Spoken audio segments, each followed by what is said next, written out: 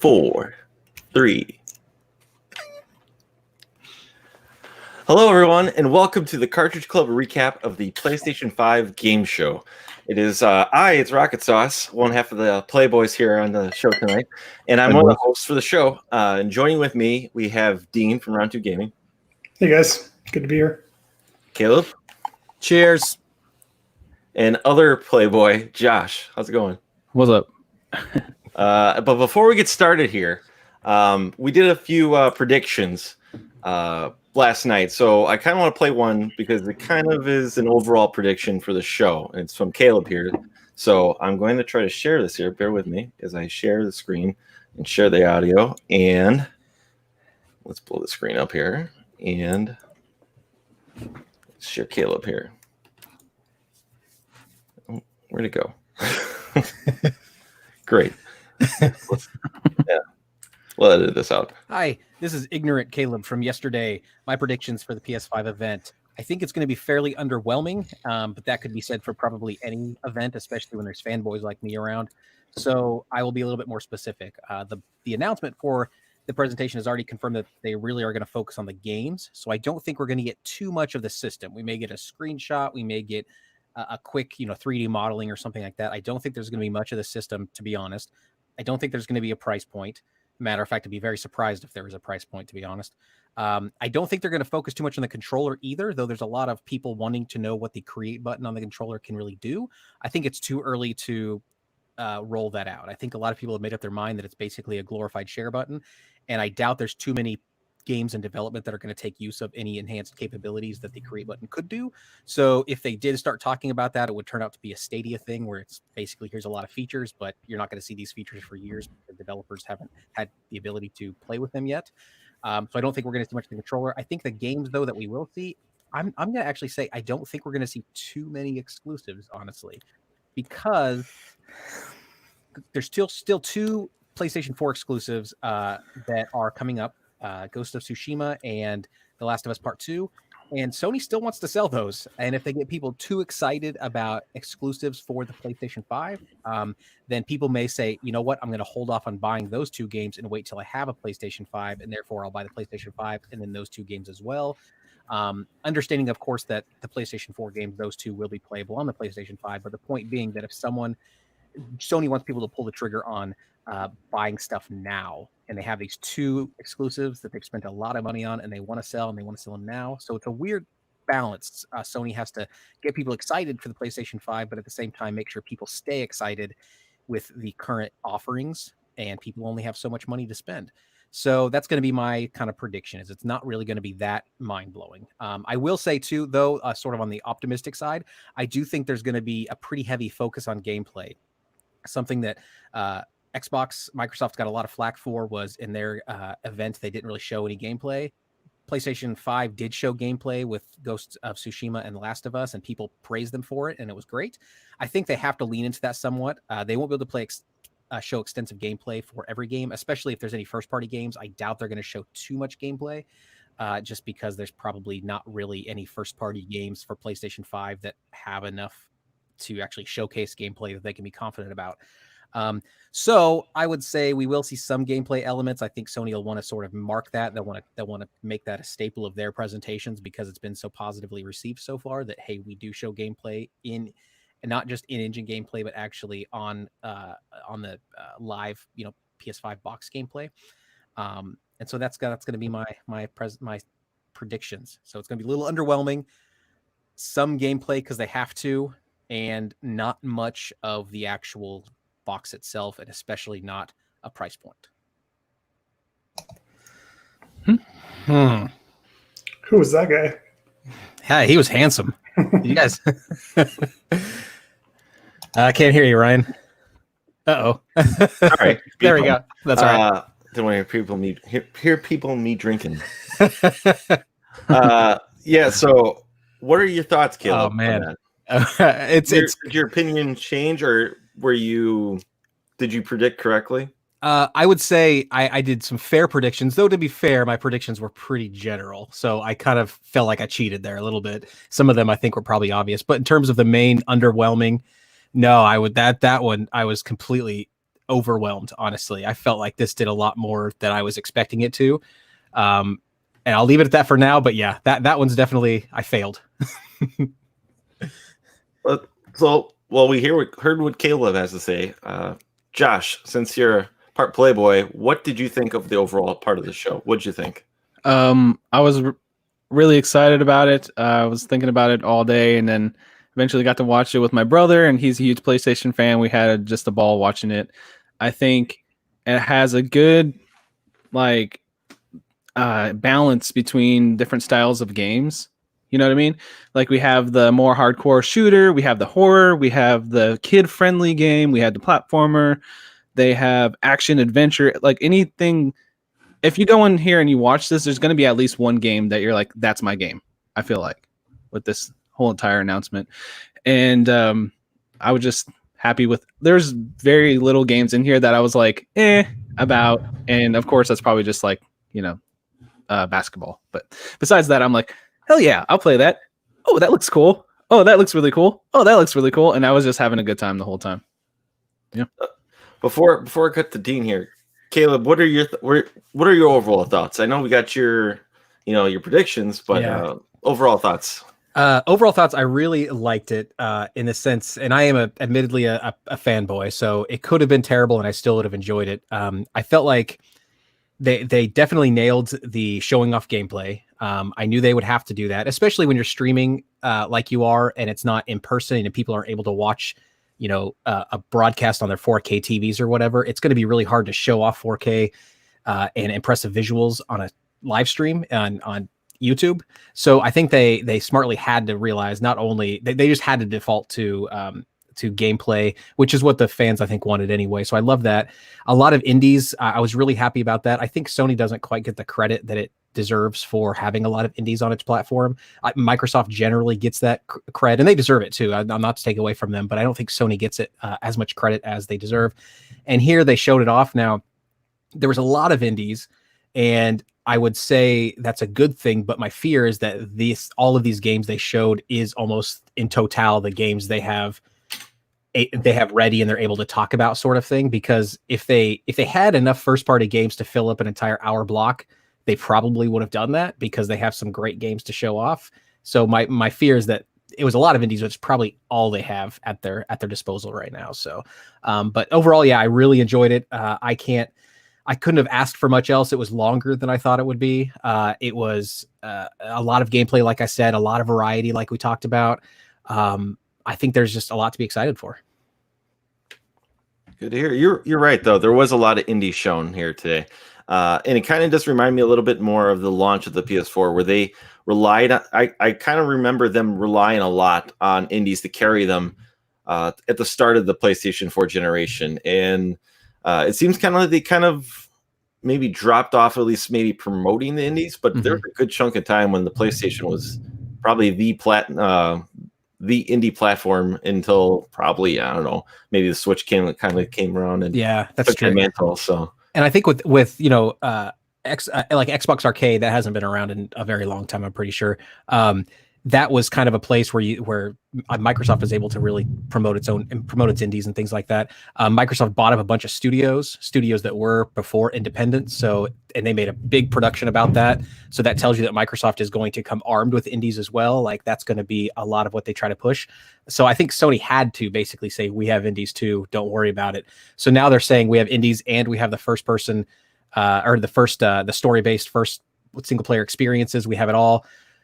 Good luck, Xbox, is I think what they're trying to say. I love video games, so I root for both teams. And more people that can play video games, the better. I don't really like a war, but I do like it when companies like this do separate themselves a little bit, right? And Jim Ryan doubled down in the presentation today, saying we embrace generations and we want people to be able to we want developers to be able to take full advantage of these generations that we're having, whereas Xbox is saying no, backwards compatibility and forwards compatibility, really, if we think about it, considering you can play Xbox Series X games on previous gen systems. So it's interesting. PlayStation didn't mention backwards compatibility at all, which I am kind of I thought they wouldn't. I didn't think they would, since Jim Ryan made such a big statement about them looking forward. Now, that doesn't exclude backwards compatibility. You can look forward and build games for this future system while still allowing backwards catalog. So those things aren't mutually exclusive, but there's been such a talking point about owning the current generation, owning the next generation, that I think if they would have brought it backwards compatibility, it would have undercut that entire argument. And he would have basically looked like he was trying to backpedal on a pretty big statement. And so it was smart that he didn't bring it up. I personally really, really hope there is some sort of backwards compatibility, but I'm not holding my breath. Well, there is some, and they've pretty much said the PS4 is going to be backwards. It'll be backwards compatible with the PS4, but maybe it seemed like, I think didn't Jim Ryan say something at the end of the show saying like, we got more coming for you. This was just the beginning. Yeah. So we didn't see many features for the console right now. It was basically games, kind of like your prediction said. So I don't know, but Dean, what are your thoughts of the overall show? I love the show. I think Sony did a really good job up front managing the expectations. They said that you'd get the best experience by wearing headphones, that the broadcast would only be 30 frames per second, only be broadcasting 1080. So it's going to look better when you actually play the system. But then at the beginning, Jim Ryan made a comment saying, you're about to see, the future of games. And I think while the games we saw were fantastic, I don't think any of them, there were only a couple points where I said, wow, that's cool for PS5 technology. There was not a lot that really stretched my imagination to say, oh, now we can do this, or now we can, it was a lot of the first party stuff that really showed off the capabilities, the SSD, the graphical fidelity, the audio stuff was really nice, but there wasn't a lot that I thought couldn't be put on the PS4. So that was my overall impression. I thought the games looked great, but if it was a PS4 showcase, it would have had the same effect on me. No, that I can completely see that. I was watching it on a 1080p monitor, and it did look, a lot of the games did look like, I would say, PS4 level games, this generation games. And my assumption for that right now is maybe because A, it's early in development with some of these games, but B, there's probably only so much you can do graphically. Do we get to this point now? And now it's just about what extra features we can tack into it. And I'm sure we'll talk about it because I think I've seen a few different things that the games do differently than probably they look the same, but now because with the additional power, there's things they can do differently in the games that changes how the way games play. I think that's a big. Oh, go ahead. Sorry. No, go ahead, please. Well, I was just gonna touch on that real quick and say, I think that it's an argument I've been making for a long, long time, and I know IGN got a little flack from Jeff Keighley, who about the next generation graphics not really being a true advancement in the way that we've saw from like PS1 to PS2, that sort of thing. And I've always argued that like it's true that we'll get to a point when the visual graphics themselves won't be as impressive from generation to generation. And personally, as a gamer, I love that because it means that studios and developers can start focusing on things that are more important than visuals. Visuals are just easy to sell, right? That's why they have a Gran Turismo at every PlayStation launch, or Gran Turismo at every PlayStation launch, is because visually graphics are a good, easy marketing tool. They're easy to sell. Gameplay is tougher. The advances from the technology is a little bit tougher. When we get into talking about Ratchet and Clank, that's one that I'll take probably a few moments to talk about. That's a game that I thought showed off what PlayStation 5 can do really, really, really well. But I think to the casual observer, and I'm not saying that Dean's by any means a casual observer, he definitely does his stuff, but I think there's other things in there that like maybe could have bypassed certain people, or they might not have necessarily recognized that like, oh, that's different.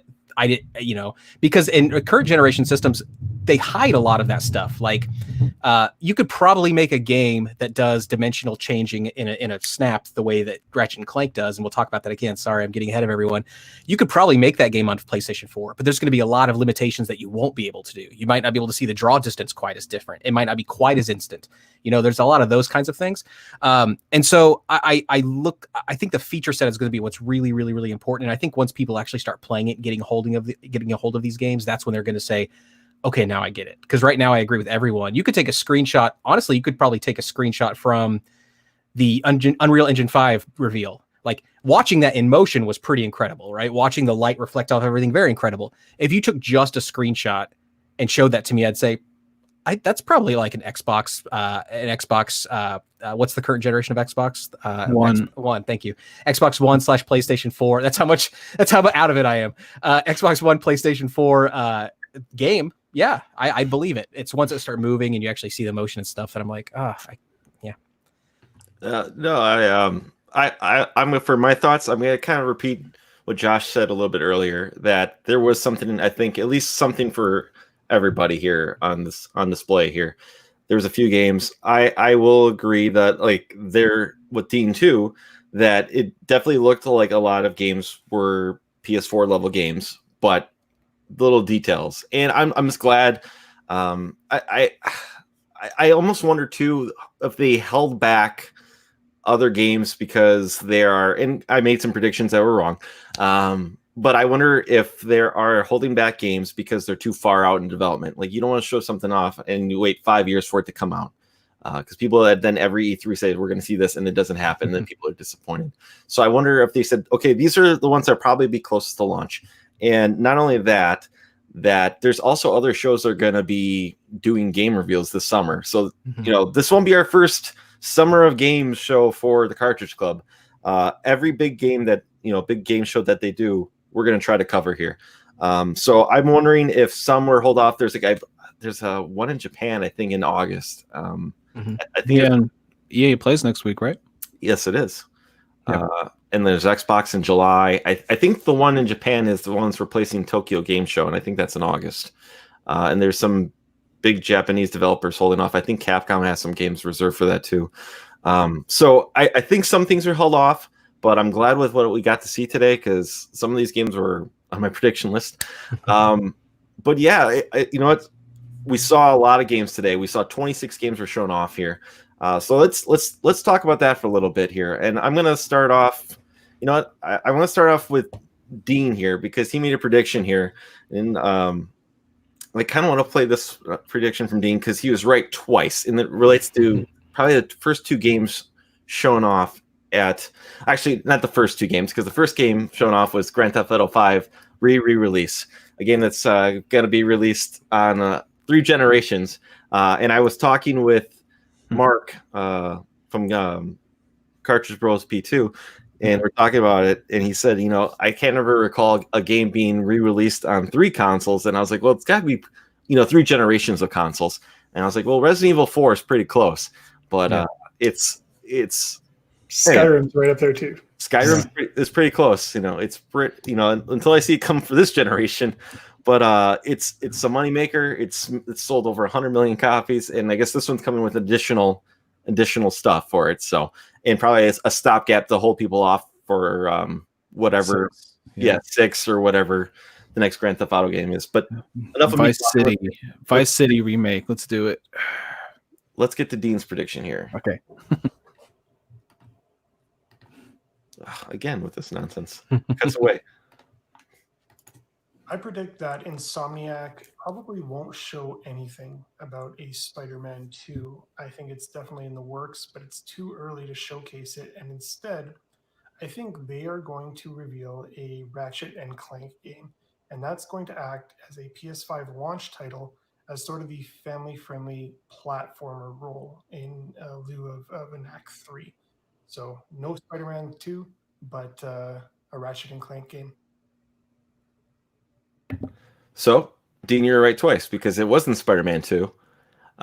It was Spider-Man Miles Morales, which I'm assuming is I'm assuming it's going to be kind of that Uncharted Lost Legacy where it's not a full game. It's probably like a $40, 9 to 10 hour launch game because it did say holidays 2020. So I'm assuming it's just gonna be a shorter game.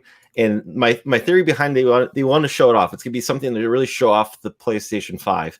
And that what I mean that is when they kept talking about the PlayStation 5, they kept using Spider-Man on the PS4 to show off the differences between the 4 and the 5 and how it could do different things with the added power of the PlayStation 5. So I think they kind of figure out let's put something together here quick to really kind of show off the console right at launch.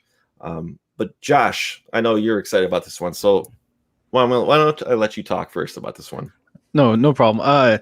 Yeah, see Spider-Man and instantly started thinking about pre-ordering. Like I was probably going to get the system anyway, honestly, but I was like, okay, there's Spider-Man. I'm buying this. So like right off the gate, I'm like, I'm in, because that's my favorite PS4 game, is the Spider-Man game. So I can see what you're saying. I didn't actually think about it in that, like, it being Miles Morales is like kind of like a side story. Maybe it starts like when he like meets Peter Parker in the actual storyline, and then you actually see his point of view of like the ending part of the game, of the first game, and then it kind of continues a little bit or something like that. That'd be interesting. Or, continues after the teaser. This is kind of spoilers for the first game, I guess. But yeah, I mean, it honestly looks a lot like the PS4 game. I'm not gonna lie, just from the little quick snippet of gameplay we get there, I guess. Like, I guess that's gameplay, maybe. But if it's like they were saying, you can swing faster and everything loads in quicker and it looks just that much better, and they can add that much more lighting effects, and they can make it play 60 frames per second. Hell yeah, because this game is 30 frames per second, and they use motion blurring, to make it feel smooth. But if we can actually play Spider-Man in 60 frames plus even, why not? I'm all down for it. It's gonna be awesome. Dean, you want to say something else about this too? Yeah, I think it looks great, and I think you're right on the money. I think this is sort of a half step in the direction toward a Spider-Man 2, but it's not a complete experience. I'm going to say more than 10 hours, but Spider-Man 2 I think is going to be a lot more robust. This is really the same sort of sprawling city of Manhattan, but in the wintertime during Christmas. And you can see a lot of the graphical fidelity with the snowfall, some of the steam rising up from the streets, all the particle effects coming off the cars when they're grinding against the buildings. So I think it's really cool. I think it's a great way to showcase the PS5's capabilities. But I don't think it's that full Spider-Man 2 game that people are waiting for. I don't know if this one is going to be, because it's at a holiday, so I don't know if it's going to be a launch title or if it's going to be a little bit after, because some of the games also said fall 2020. And I don't know if that is sort of preceding the holiday or if it was just some nomenclature. But I think, yeah, this is awesome. I mean, Sony was super smart to buy Insomniac last year. And I think it'll just pay off for them, because Spider-Man 1 sold, like 14 million copies or $14 million? I think it's their number one selling game on the PlayStation 4 too. Yeah, so it's an awesome game. I'm excited to see. And it's really cool that you got to see like Miles's powers, right? You got to see like his camo ability and that like bioelectric shock blast thing. So it's going to be a little bit different than the Peter Parker version. Well, that does make me happy about it too. I rather see the differences between the two as opposed to just being a custom skin, over Peter Parker. But yeah, the PlayStation 4 game is probably my favorite game on the PlayStation 4. I'm excited for it. It's I guess slightly disappointing because it is in Spider-Man 2, but I get it. And like I said, it's from my prediction is that they're really just kind of trying to show off the console, because from their tech demos I want to say it was that you would need to besides the loading, I think they said like how there was something about the mailboxes. I'm no tech, I'm no Mark Cerny here, but they were saying like I think how they can do more things with the people, that they don't have to keep reusing the same, I guess, generic people over with the loading. It makes stuff, I don't know. Yeah, they can add more variety, because the way that it works in any development type of situation is you can it's less expensive technologically speaking, like less expensive to the processors and everything if you are able to clone assets. So in a game, if you see, that's why a lot of times you'll see like NPCs looking exactly the same, because from the processor standpoint, there's no additional added expense to that. It's the same thing. So you can fill up an entire room with the exact same person, and it's the same weight, the same expense as one of those people in the room. Now, depending on how those characters are moving, obviously that can add weight to it. But yeah, the SSD is just going to be able to process things a lot faster. Well, it's going to participate in processing things faster, so that so that you can have a bigger variety of things. So you can have just a truly individual NPCs, which is very cool. Think of the photo mode, Josh. Don't even get me started.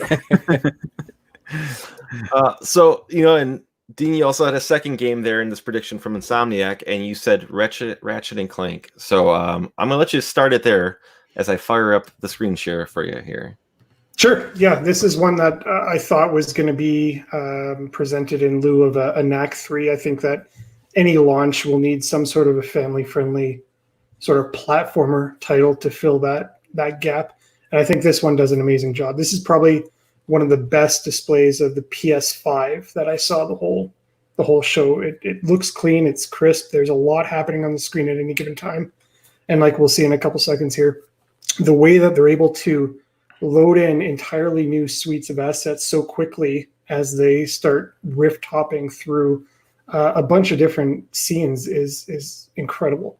Like you're in like a pirate setting, and then you're a dinosaur, and then there's like a futuristic city, and it's just loading the assets with very little load time.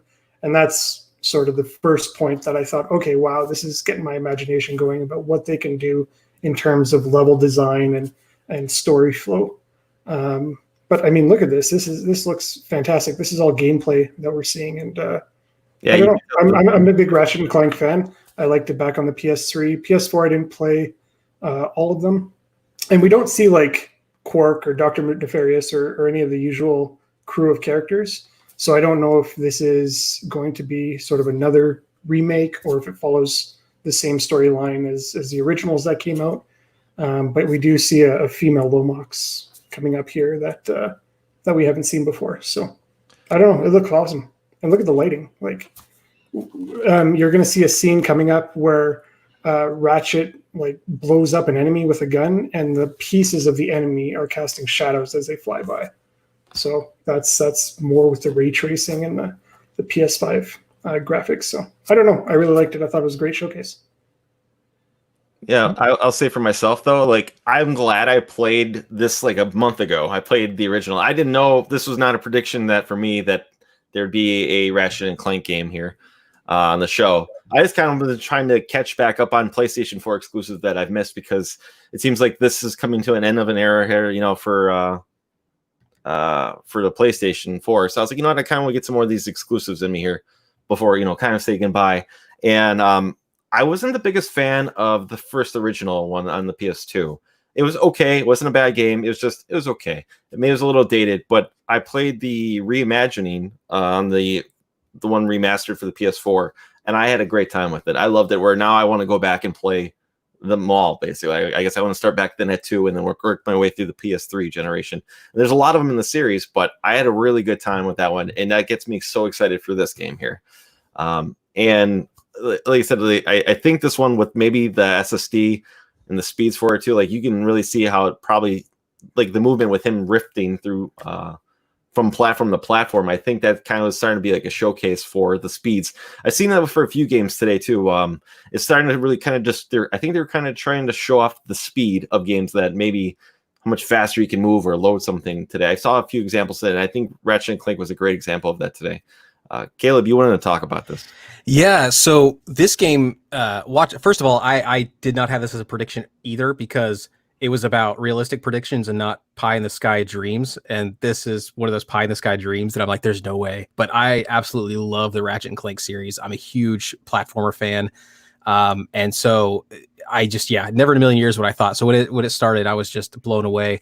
And so one of the things that this opened my eyes up to is I feel like this, with the PlayStation 5 and what it can do, I think there could be a resurgence of couch co-op. And I know that seems like a crazy transition from talking about Ratchet and Clank, but in the same way that the worlds are able to load so quickly in this game, that's how couch co-op works on games. So if you remember back when couch co-op was really, really popular, all of the multiplayer arenas were always way less textured. They were way less. They lacked the detail of any of the single player maps, and that's because the system literally has to run 2 instances of that game, or 4 instances of that game if you're having 4-player co-op. It's not a trick. They're not doing anything clever.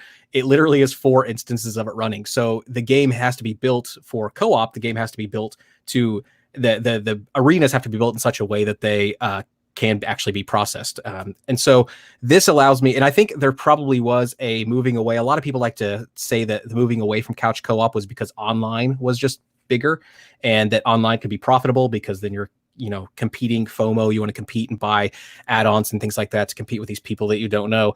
And I think that's part of it. I'm not oblivious to that, but I think part of it is also that players were coming to expect very, very big worlds, and you simply can't make 2 instances of a big world on the current systems. You just can't do that. That was actually one of the big things for Stadia. Like, people were blown away because you could have 16 player couch co-op if you wanted to, because everything was being like the processors and the systems could handle streaming 16 instances of that game as is. And so people were blown away by that.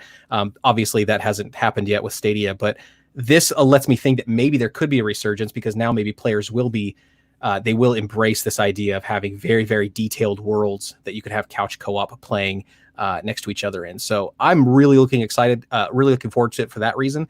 To the point about all of the shrapnel and everything, like, that's incredible too, because Ratchet and Clank is already a series that sort of bombards your senses with celebratory explosions every time you bust open a crate. Bolts go flying everywhere. It's like a casino, and that's how they play on you, psychologically speaking. They want you to feel really good every time you break a box.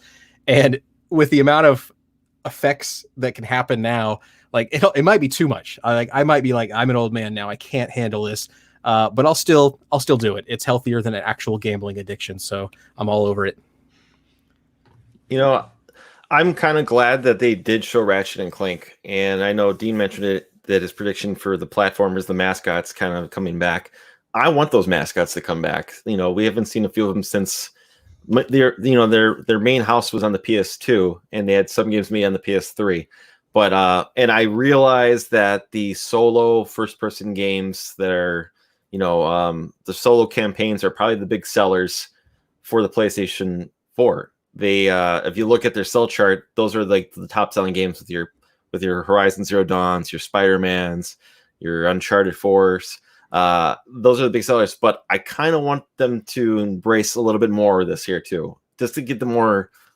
I would like them to have their bigger variety shown off more. But I don't know. That's just me.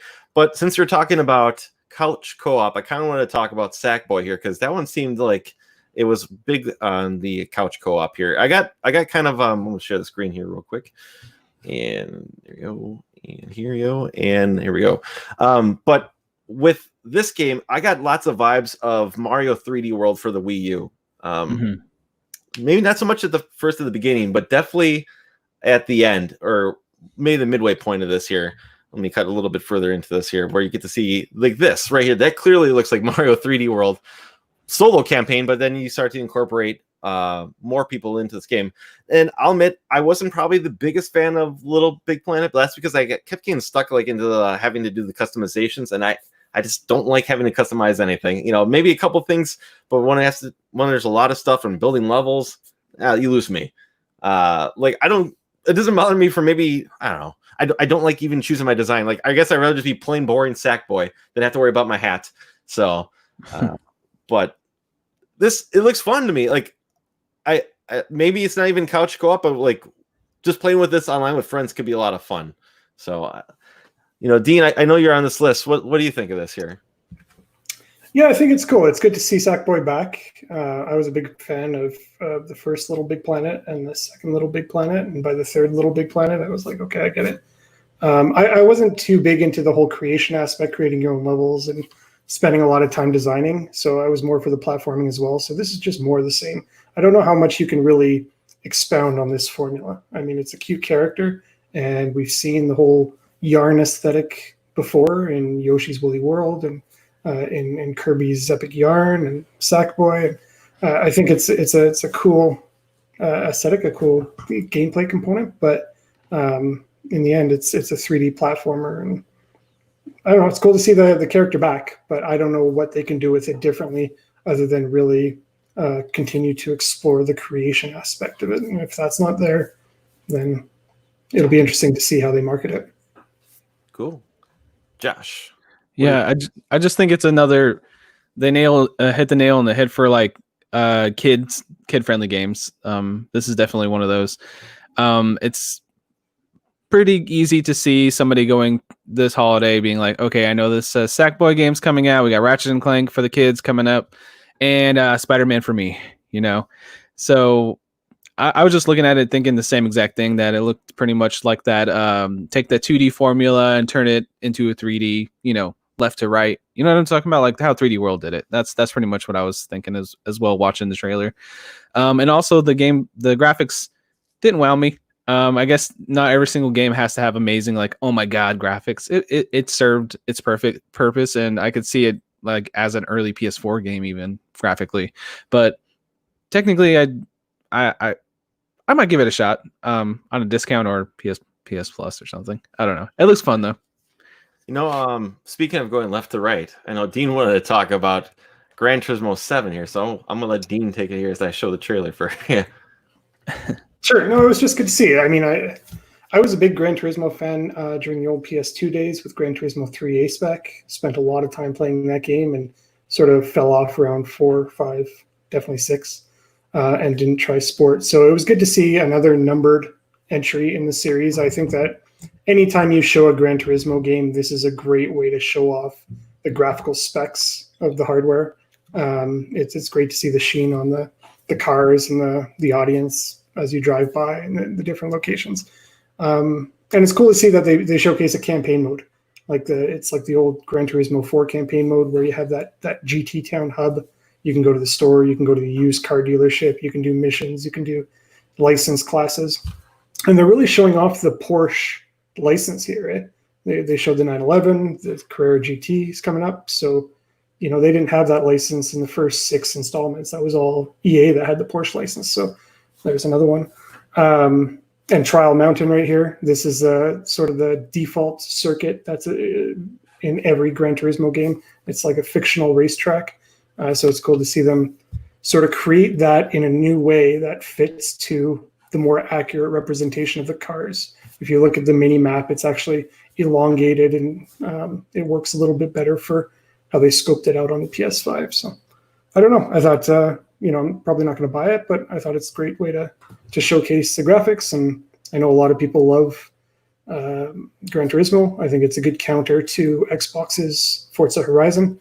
And because we're both getting Dirt 5, there's going to be enough racing games for anybody, depending on what you want. Sure. And did you like it how at the end it advertised the real driving simulator too? They do on all of them. Yeah. Oh, really? Yeah, that's like I caught that. So yeah. So I don't know. One thing though that did kind of stand out for me right here was this Project Athena game. And let me pull this guy up here while we're talking.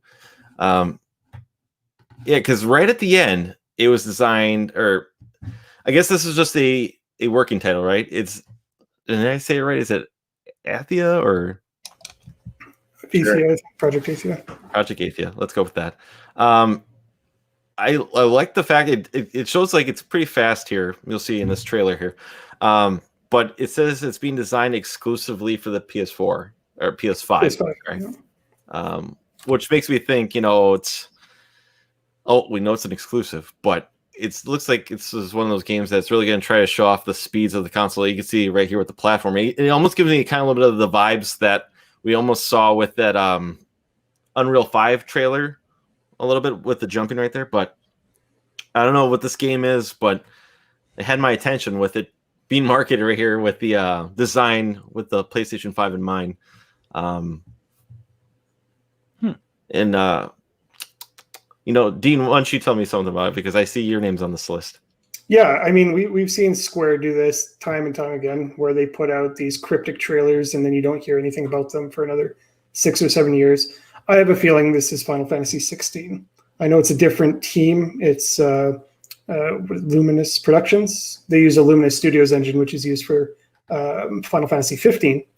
So I have a feeling this will eventually evolve into that. But we've definitely seen Square do these sort of tech demos anytime a new console comes out, and those ultimately become assets or eventually evolve into one of their mainstream franchises that we eventually see down the road. So I would say I did put a prediction down that we would see nothing about Final Fantasy VII, but we would see some weird ambiguous trailer that tells us nothing about Final Fantasy 16.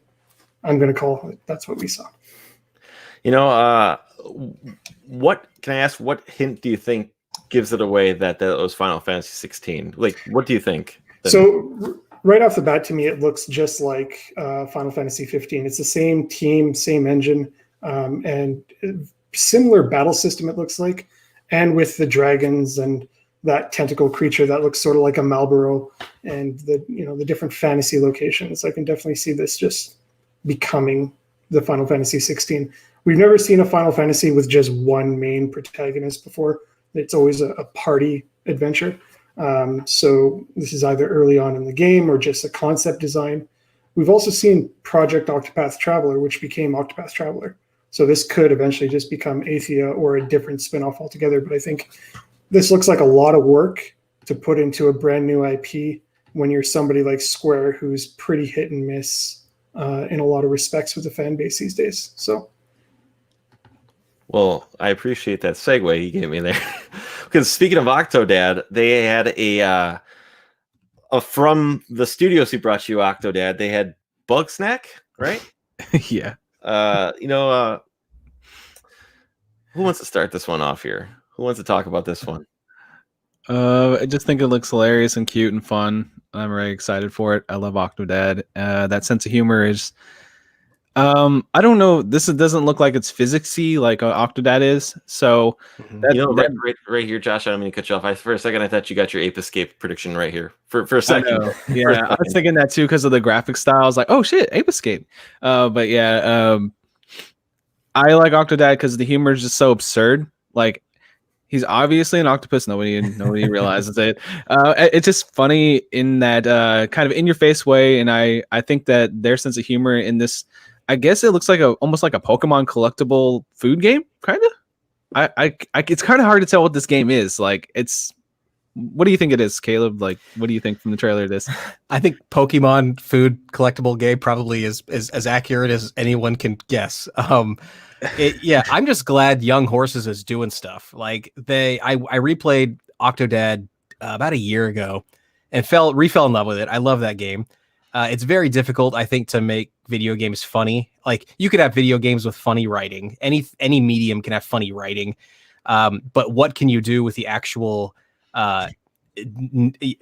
native implicit functions of a medium and leverage that for humor? And Octodad did that really, really, really well because they sort of played with your conventions of control. Like when you're playing a video game, the whole idea is you're supposed to be able to control the characters. And games like Octodad and Gang Beasts and Human Fall Flat, they just like play with that convention and they just turn it on its head, sometimes literally. And that's what Octodad does so well. I don't see that in this so much. I would like it. Part of me wants to say I would love it if they could actually play with the conventions of the format to add humor. But even if it's just the writing itself that's funny, that's great. It has a bit of like a Wadham. I don't know if anyone's played that game yet. The follow-up from the guy who created the Katamari games.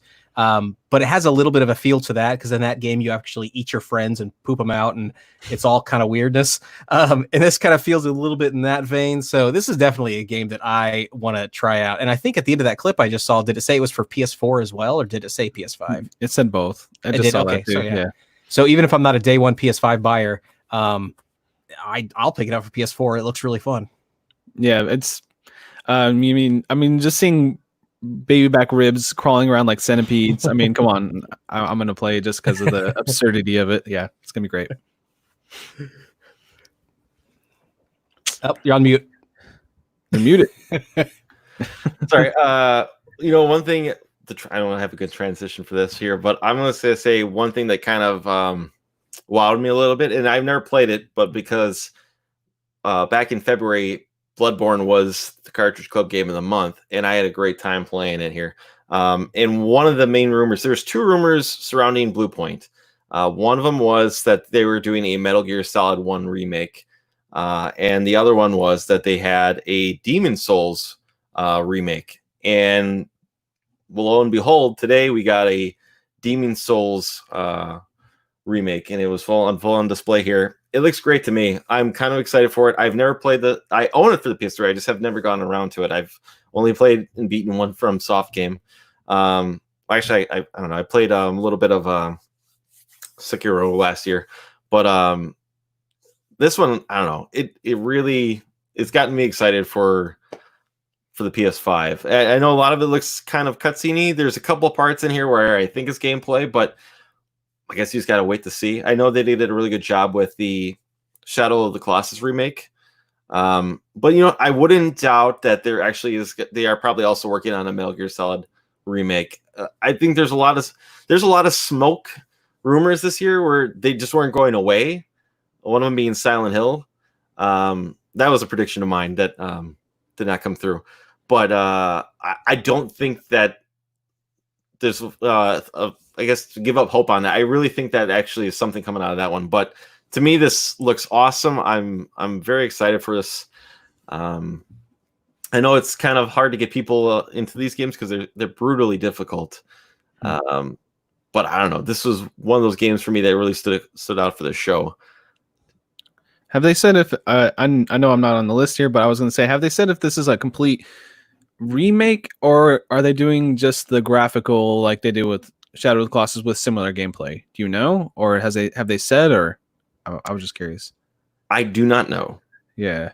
So, yeah, I know there's a lot of scrambling for information here. Within the last couple hours of this airing a couple hours ago. And I had the opportunity to rewatch this, which I recommend going back and watching this on a television as opposed to a monitor because it looked better than the 1080p viewing for me. But Dean, what are your thoughts on the Demon's Souls trailer? I'm excited. I think there was a lot of rumors leading up that we would see either Demon's Souls or Bloodborne as part of this reveal, and I'm glad it was Demon's Souls. Bloodborne just seems a little recent, and I've never got around to playing Demon's Souls, so it looks great. I liked what they did, like you said, with Shadow of the Colossus. They did the Drake Uncharted Drake collection, the first three. I like what they did there, but I don't think this is going to be a ground-up remake. I think it's really just going to be a nice up-res version of Demon's Souls, and it's a good excuse to play them. My only concern is that there's a lot of these types of games now, and I know people like them. People who like them love them, but I'm worried that we're just going to oversaturate things in a way that difficulty becomes, the next appealing sell point, and not all of us can spend the time and master these games like some people. So I hope it does become a sell point because then I know the games that I need to stay away from. Sure. It's when I start a game and don't realize until after I'm 2 hours into it that this is a really hard game. That's when I get mad. Well, it's an interesting dichotomy. I say that and then I sort of backpedal because I know there's a lot of effort being put in by game developers to make games more accessible by putting in easy modes or story modes or just a lot of accessibility features that allow anybody from the age of 10 to 100 be able to, not to say Demon's Souls is for a 10-year-old, but to beat these games. So I think it'd be left out of that genre because that is the selling point, is the difficulty. But it'll be interesting to see as more and more come out, and a lot of it is from software. So sure, they've got their niche. Yeah. Go ahead, Josh. I'm sorry. Any of these remakes are really great, especially moving to a new platform. And I know that the Demon's Souls and Dark Souls, like the engine that they were on, was kind of janky. I mean, and it wouldn't really run like higher frame rates as well, especially like you go into the PC version of Dark Souls and then you mod it to 60 frames per second. And it's kind of like, okay, I can't climb ladders and I can't. Oh, we lost you, Josh. Huh? Never mind. We lost you for a second. Oh, sorry. It was running crappy. You were talking about it running crappy. It's one of the things I think FromSoft is kind of known for is none of their games really run the best. There's always something wrong. It's kind of like, I think besides the difficulty, they're also known for their games not all running at a high frame rate and whatnot. So so just the remaster that game, beautiful graphics, upgraded, everything's gonna be awesome. That's all I'm saying. Yeah, maybe because Bluepoint's doing it. They don't. They did the Metal Gear Solid ports too back in the day. Also, sure. Yeah. There's another rumor going around that there was going to be some kind of Dead Space game at the show today, and it really heated up yesterday when the writer for Dead Space put out a tweet. His name's Anthony Johnson. He said, "I've been working on a game for 2 years, and I'm excited to finally show it off. I do not know if this is the game." But I got a lot of Dead Space vibes from it. It's called Returnal. I'm going to pull it up for you here on the screen here to show off. but it definitely gave me the Dead Space vibes, and it's another kind of horror game. It's from it's a PlayStation Studio game. I didn't realize this was a PlayStation Studio game, but it definitely, I don't know, it looked very much like Dead Spacey to me, and I guess I'm glad it's an exclusive, but it looks like really impressive to me for this game. Josh, what did you think of this? First off, it's Housemarque, and they did a lot of. There was like a story going around a few years ago where they up to a certain point they just mostly did arcade like games. They did Alien Nation, and then they did Resogun. So it's kind of like high score based attack games, and then they tried to make like a battle royale game and kind of fell through. And this is going to be their first time doing like a story based game, and it honestly looks like a roguelike game because the whole concept of the game is you die and you come back and the world's changed, and you try to get through the world and you die and you come back and the world's changed, just like any other roguelike game. So I'm thinking it's kind of like a third person roguelike horror game, and that's kind of like a kind of cool like clashing of genres there. And the imagery and the gameplay, the little snippets of gameplay they showed that they know what they're doing when it comes to like really fun and fast-paced gameplay. And if you played Resogun and any of those games that they've done in the past, you know they're really good at making that engaging and fun gameplay, loop. Yeah. No, I know. I never thought about it being roguelike until you pointed out right here. That was a really good point there. Dean, you're also on this list. What do you have to say about it? Yeah, I mean, I was a fan of Housemarque back in the PS3 days with Super Stardust HD and Dead Nation. I never played Resogun or Alien Nation, but this is a far cry from arcade shooters. You can see a little bit of it, like during the fight scenes. There's some bullet hell going on there with the weapons and purples and yellows flying all over the place. But I didn't see it as a roguelike, to be honest. I thought maybe the death and reincarnation was sort of a story progression component to the game. It looked like there was a lot of cutscenes that spoke to that. But I don't know, did we see anything where you die and then, because there was no HUD, right? You didn't That's see true. any like life bar or stats or specs to tell you that it was. Yeah, I could honestly just be reading into it, thinking, because it'd be cool. That'd be great. But I just didn't see that. But I don't know. The only other comment I had was I feel like they focused a lot on the facial animations and sort of the facial construct and the graphics. And I don't feel like it's there. I still feel like it's just sort of hovering around the uncanny valley. It still kind of looks not quite there. And it looked like they were trying to show something off that they didn't quite pull off. Sure. So that was my only comment. I know Josh is on this list, but Caleb, I'm a little surprised you weren't on this list for Deathloop. Yeah. So I only mean to pick on you because you're a Bethesda boy. I am a Bethesda boy. But this is also published by Bethesda, not necessarily developed by them. It's an arcane game. I think it looks cool. It looks to me like it's more of a competitive, like it wants to be a competitive type shooter, and it's not going to be really heavy on the story. And I need some story in my game. So maybe I'm unfairly turned off from it, but I would love to be surprised and proven wrong for sure. Yeah, for me, I get a little bit of memories of Haze. I don't know if that early PS3 game Haze, where you could rewind time. If you died or you goofed up, you can completely rewind time. I think Prince of Persia did that a little bit too. But I don't know. Josh, what do you think of this? Dishonored Studio, Prey Studio, they're really into the like immersive sim. Like they want the environment to be able to be a big playground. So I always find that interesting. They even have the teleport from Dishonored in there. I was like, that's basically Dishonored right there. But I'm not sure if I see it's really hard to tell if it is multiplayer, like if it's competitive or not, or if it's just the storyline, you play both sides of the story. That's how I kind of read the trailer. I could be wrong. It's kind of hard to tell from what they showed.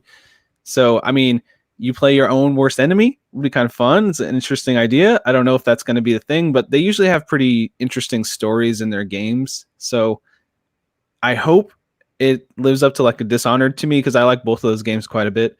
And they have the best way of just oozing atmosphere in every single one of their games, and even this trailer has that really like jazzy, like awesome look to it, and it kind of, I'm very interested in checking it out, honestly. I think it's Sure. gonna be fun. Yeah.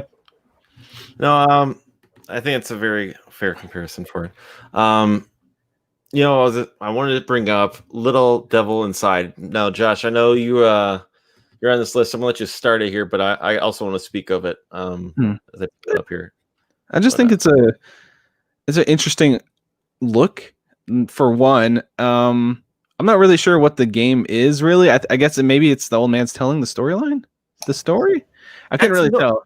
That's kind of what I'm figuring, and I think we saw at the beginning here. Maybe I can rewind just a little bit, that we see them together in the same room. But I almost wonder if, because he's right there and he's in his adventure, but it almost feels like maybe like this is something like him living in his past. I don't know. This is just a little bit of the vibes, and this is very much another indie game where it's got kind of a cell shaded to it a little bit.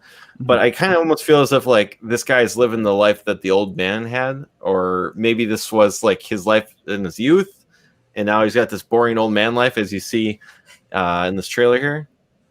I don't know if anyone else gets that. Well, we'll see it right here coming up sometime. But I don't know. I don't know. It looks interesting to me.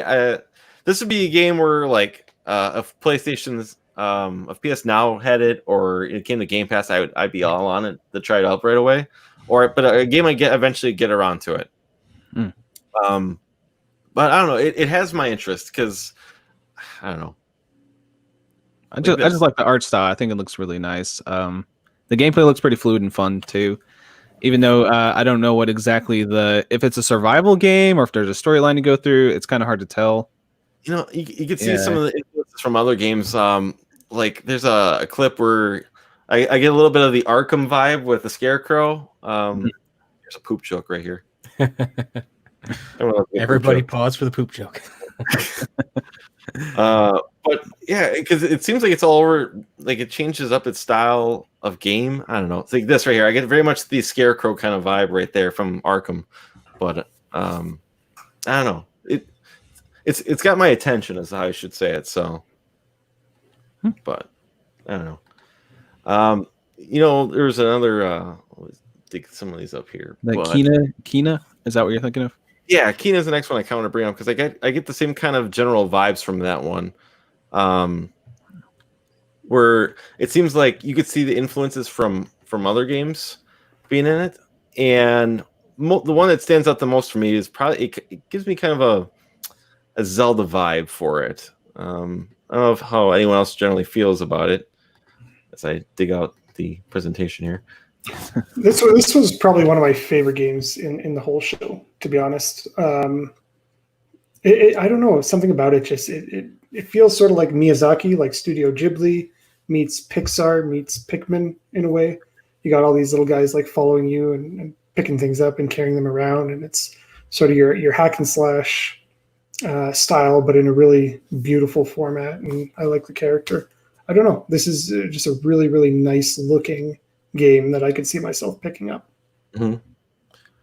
See, I don't know. It comes off very much a little. I completely see the Pikmin part. Like when she clears, I don't know if it's a boss fight, and I don't know if the boss then whatever these bosses turn into the little demon guys or little guys, and use that to carry stuff around.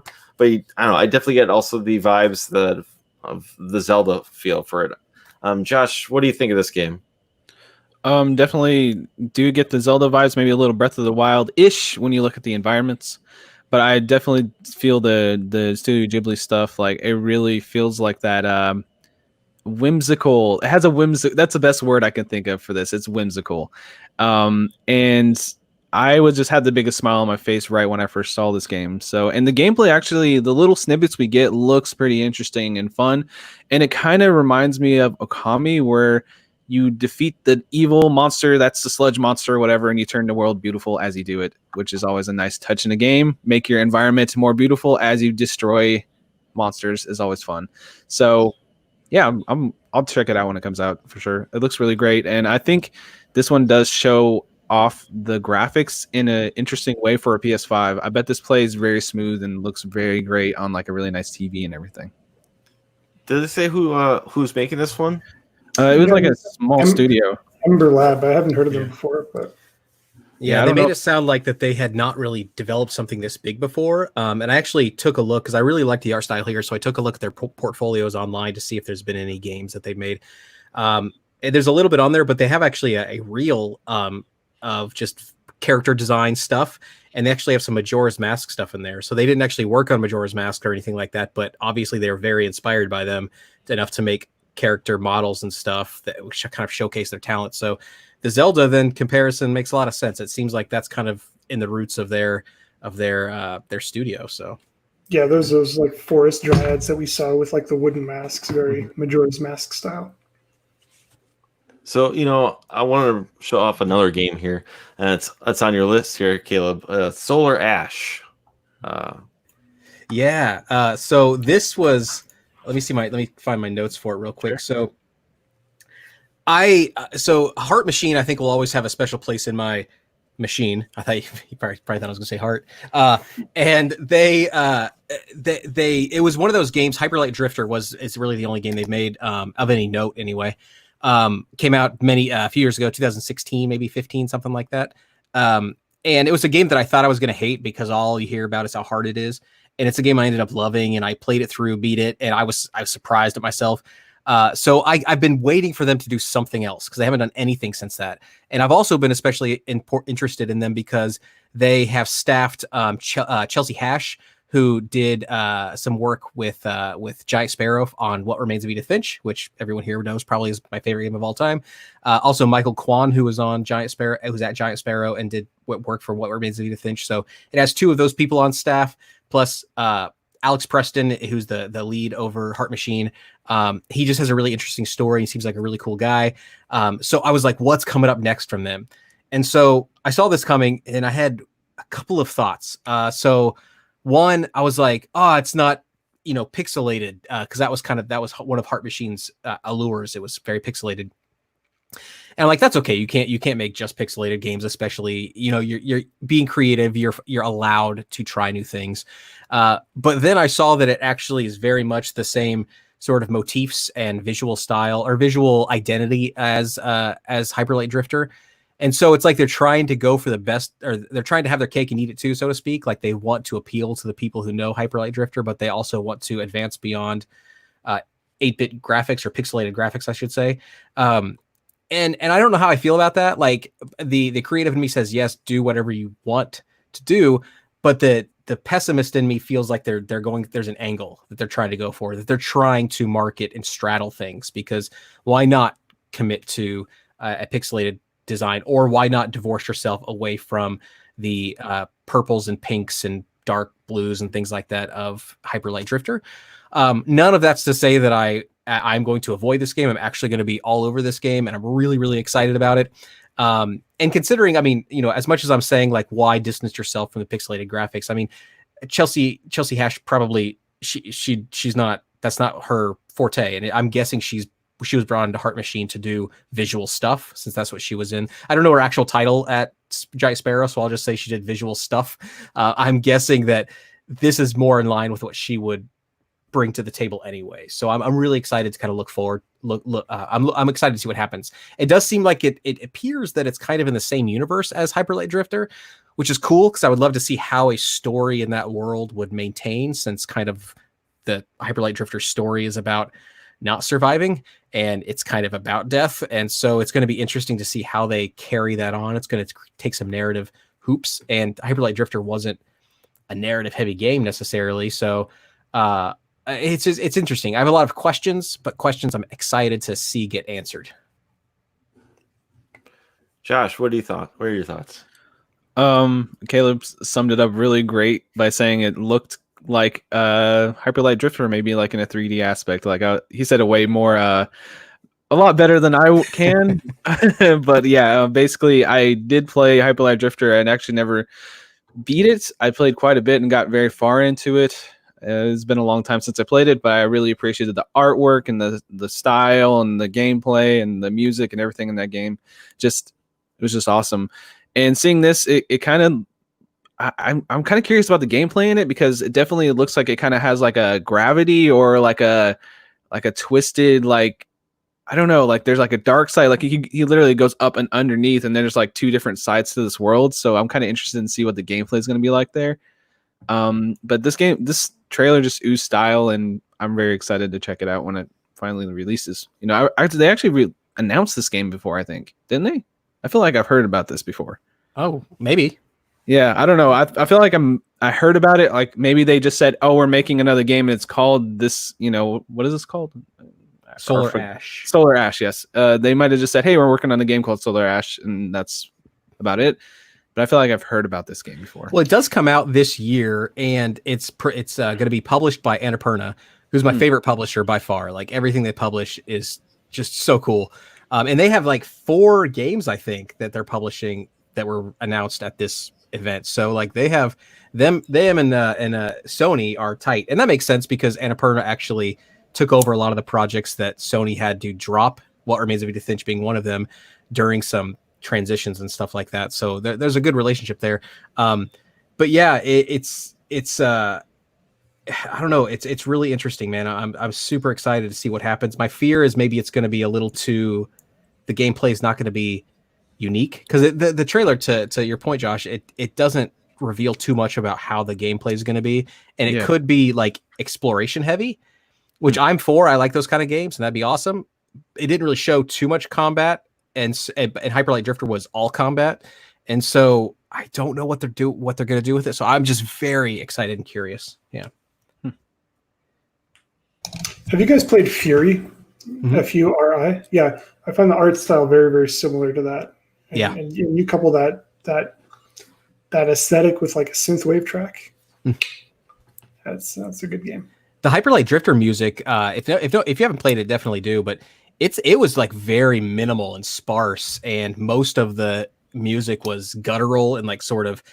You think of like a broken Game Boy, and it's like very kind of strange and weird, and it was very cool. In the story of that studio, Alex Preston, the guy who heads it up, was diagnosed with like a congenital heart disorder, and he made Hyper Light Drifter literally thinking he was going to die at any moment. And that's, I think, where the name Heart Machine comes from, is because he literally is kept alive by a machine to keep his heart pumping and everything. And so there's a lot of that in that game. Like you play Hyper Light Drifter and you realize this guy was dying and he could die at any moment. And even like the art and the bosses you fight, like at one time you fight what looks to be just a giant heart, and it's very stylistic. So he had this motivation. Hopefully he's in good health, fingers crossed. Hopefully he's not making a second game where he feels like he could die at any moment. But I wonder what the game's going to be like without that sort of drive, that sort of end of your life possible drive, you know? So it has a lot to live up to, I guess is what I'm saying, but I think they can do it. You know, I was looking at the comments here, and Top Spot in the comments said he likes his sequels. And we have a couple here, and I see, Dean, this game's on your list, the Oddworld game. What gets you excited about this Oddworld game here? Because I know it kind of started on the PlayStation, right, the franchise, and then it kind of moved over to Xbox and kind of came back, but now it looks like it's back on PlayStation. Yeah, I've been a huge fan of Oddworld since '99, whenever it came out. This is a remake of Abe's Exodus. We saw Abe's Odyssey getting remade as New and Tasty a couple years back. So this is Lorne Landing and Oddworld inhabitants try at their second installment, which was released for the original PS1. It's all about Soulstorm Brewery. So instead of Rupture Farms that you traverse in the first game, this is a brewery after you've escaped from Rupture Farms. But it's the same concept. You have to rescue all the Modokans. It's I don't know. I'm just excited to play. I love Oddworld. I love that universe. There's a lot of really great books on Lorne Landing and the company as a whole, and they never stray from this universe. Every game, every piece of media that they've ever made is based in Oddworld. So there's a lot of love and care that goes into it that you don't necessarily just see when playing the game. So I'm happy they get to fully realize what they were trying to do, back in the 90s now. Cool. This is an awesome game. You know, like I think I've only played a little bit because they got it as a game free with Plus a couple of years ago for PlayStation, for my PlayStation 4. So maybe I need to go back and try out some more of these games here, but from the Oddworld games, because it's always been. I think I was always kind of turned off from the ads from as a kid, because I don't know, something about this guy with his mouth sewn shut. Or not, maybe it's not sewn shut completely, but the thought that he's sewn right there always kind of like, I don't know. And I never knew what the gameplay looked like from the ads. It looked, and when I'm referring to ads, I'm referring to magazine ads for it, and I can clearly remember him just like standing there, and it just was always kind of like, well, this is weird looking. So I don't know. I remember being very confused as a kid about that game, because the visuals are they're sort of very visceral. They get you in the gut, and you read a little bit about it. And all I remember reading as a younger person, probably not quite a kid, like high school, probably whenever it came out. I don't know what year did it come out. Does anybody know? I don't want to unfairly date myself. Maybe I'm not as old as I think, but yeah, some of the descriptions were like, you have to save your friends from being eaten. They're being ground into food and all this kind of weird stuff. And I'm like, that's a pretty dark story. And then you see his face and he looks like he's a slave, and that he is. And I'm like, man, what's going on? And then you read about the mechanics and you're like, it's a puzzle game. And you're like, wait, what? So you don't have to like fight people and keep them. I just don't get it, man. But they are fun games. Oddworld came out in 97. 97. So yeah, I would have been in high school. So. Yep. Well, at least you were not saying, oh man, that was many years ago, and it was only like 5 years ago. Yeah, that would have been awful. I was a kid 5 years ago. That seemed like ages ago. But for another sequel here that's on a couple people's lists, we have Hitman 3, the end of the trilogy. And when I heard that, I was surprised that it was the trilogy, because I could have sworn there's more than 3 games in the Hitman series. So, Josh, why don't you tell us why you want to talk about this game? I'm a big fan of the reboots, Hitman 1 and 2. They're basically just killing playgrounds, and they're very fun games. They actually do have a through-line story with a decent cliffhanger at the end of 2. So I kind of want to see where it's going. And just seeing this trailer, they're going some insane places, like on top of skyscrapers and stuff. That looks cool. I think the thing about Hitman is they kind of take this notion of you being this guy that can dress as anybody, and nobody really realizes you're like, basically you can just dress in a chicken suit and people be like, oh yeah, that's just the chicken suit mascot, or you can dress as like a chef, and it's just ridiculous. And it kind of takes that ridiculous notion and then runs with it. Like in the sequel, they literally have a briefcase that's a homing briefcase to knock people out. So you can just throw this briefcase and it'll go around the corner and hit somebody and knock them out around the corner, which is stupid and funny. So they take this just dumb things and just play. They know, they have this like line. There's this line. They know that it's serious on this side and is ridiculous on this side, and they're just kind of straddling that line the entire time throughout both of these games. So it takes it.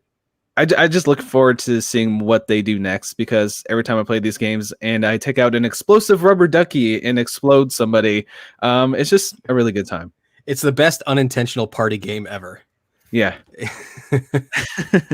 So can you explain it real quick? Because I swear there's like 3 games on the PS2 in the Hitman series. Like, yeah, they IO Interactive became kind of like, so first off, they did the episodic version of Hitman. It was just a rebooted franchise, and they kind of ended up basically buying the IP back from Square Enix, and they became their own studio. So they continued on and made the sequel, which it would, instead of doing episodic, it's just a full game with multiple maps instead of doing the split episode approach. And the storyline actually starts in Hitman 1, and it's a rebooted storyline, and this would be the closure of this new trilogy, kind of like Tomb Raider did, in 2014 going forward. Similar to that. Sure. Yeah, and don't go back and play the original ones on the PlayStation 1. I have they're really, really bad. There's one. I think there's only one. On the PlayStation 1. Yeah, there's one. I think it's only one of them on the PlayStation 1, and it's really bad. So don't do that. Dean, where do you stand on this? To be honest, I haven't played a Hitman game ever. So they all kind of blend together. I did know they rebooted. I didn't know they were planning on making a trilogy and that this would be sort of the finale to that. It was kind of weird to see Agent 47 in like solar garb or whatever he was wearing like a astronaut suit as he was climbing up that tower. But I guess you got to do what you got to do, so you got to kill somebody up there. But yeah, it looks cool. Rubber duckies and throwing briefcases around corners sounds fun. It's just ridiculous. I would give it a chance if you can get it on Game Pass or something. Just try out like one of the stages. I think it's fun. Is it just mission based, like just mission after mission? Yeah, kill this person.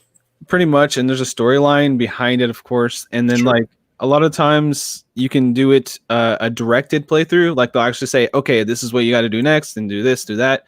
But you can turn all that off and just here's the open world and figure out how to kill this guy, and then you go have fun. And I mean, it's a morbid way to have fun, right? You're just killing people, but it's fun. It really is. It's a good time. You're muted. on mute. Anyways, thanks for letting me know, guys. Sorry. There's another game you guys, the general group here wants to talk about. It's called Pragmano, which is one of 2 cat games here shown off today. So who wants to start with this one here as we talk about it? Which one was it? Oh, the one. I thought it was a Kojima game, to be honest. It looked a lot like that luminous character, and then it showed the moon, and it just had a lot of like Metal Gear aesthetiks with like the chaff grenades. But it doesn't look like it has anything to do with Kojima after watching the trailer. So I don't know. Well, after Phantom Pain and the guy with the bandages on his face, it could be a Kojima game. It could be. Yeah, you never know. Yeah. And I just realized in the notes it has CJR, and that could have just been my full initials, Caleb J. Ross, because I'm so used to there always being a C that I started using my 3 initials, and now those initials actually exist for all of the people on the panel. So if you guys didn't want to talk about it, that's why Ryan might be a little confused. that was my fault. I didn't even think about that. Sorry. I was going to say, here we go. We got 3 people. No, basically, the only thing I was going to say was basically what Dean said is it looks like the Kojima nonsense that I really, really want. If I had it my way, if I was a bajillionaire, I would pay Kojima to keep making just crazy, weird games all the time, and I would be totally happy with that. And I feel like this is someone who, I don't know who's making this. I don't know any of the people behind it or anything like that, but I feel like it would be really weird if this person was not influenced by Kojima, because that would mean there's 2 people like Kojima in the world, and that's probably too many. So I have no idea what's going on, no idea what kind of game it is, but I feel like the trailer knows that that's enough. Like, it's confident, and that's what I guess what I like. That's what I think what I like about a Kojima thing too is there's a sense of confidence that he can get away with, and I feel like this trailer is getting away with it. Yeah. Have you ever, just random non sequitur? Have you played Metal Gear Solid 2, Caleb? I have, and I played it when I was in love with Metal Gear Solid 1, and so I hated it, of course, and I've never gone back to it. But yeah, just that ending, I think you would appreciate it nowadays. Man, yeah. I should go back. And I also, just as a quick toss back to an earlier thing I said a Hitman 1 on the PlayStation 1. I can't find any evidence of that anywhere, but I swear to God I played it. And so, oh wait, here we go. It was a demo on Jam Pack, maybe. Remember the Jam Pack stuff? Demos? Sorry. So anyway, I didn't want to go on record as being a complete idiot, but I think there was a demo of it on PlayStation 1 somewhere. The end. I'm going to cut to one of my biggest happy reveals, and I know Dean made a prediction for this here, but you know what? Dean, you were right about this one, but I guess I'm just trying to think of, I don't know if I can transition this better than doing that. So I'll just get one of your predictions correct today was Resident Evil 8. I was very happy about that reveal coming through. It was a rumor I heard a while back, and I kind of forgot about it until I listened to your predictions, and I was like, oh, that would be so good. But I was hoping for, I guess I was thinking more it'd be more Silent Hill because of the ongoing rumor, but I was very glad that your rumor came through today. And the rumors of this Resident Evil 8 were pretty much correct from what I've seen in this trailer. Those being that there's werewolves involved in this one, and there's witches involved in this one, which is away from the zombie universe that people have come to love. But I was a big fan of 7 because 7 kind of saved the franchise for me, where I was done probably at 5, and then I played 6 and even buried my love for the franchise even further into the ground. But 7 saved the franchise for me, and then 2 and 3 came back, and I loved both remakes. So now I'm like day one with this one as well. I question if, because I don't think there was a date revealed here, if there will be like a PlayStation, VR 2, and that'll be out by the time that this will come out. But I'm excited for this. We know Ethan is back from Resident Evil 7 because he hears his name called in the trailer. We know Chris Redfield's back, and I'm thinking Claire's back because I think I could see her a couple times in this trailer. So I'm thinking those 3 characters are in this game. So I'm just looking at the list here. Josh, I know you're not a Resident Evil fan.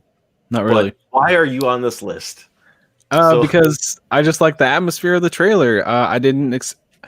I figured out after a while that it was Resident Evil, but like within the first 30 seconds or 20 seconds, I'm like, dude, this game looks sick. This is amazing. Look at this. And then I just like the atmosphere, the moodiness, that cabin in the woods, like creepy vibe.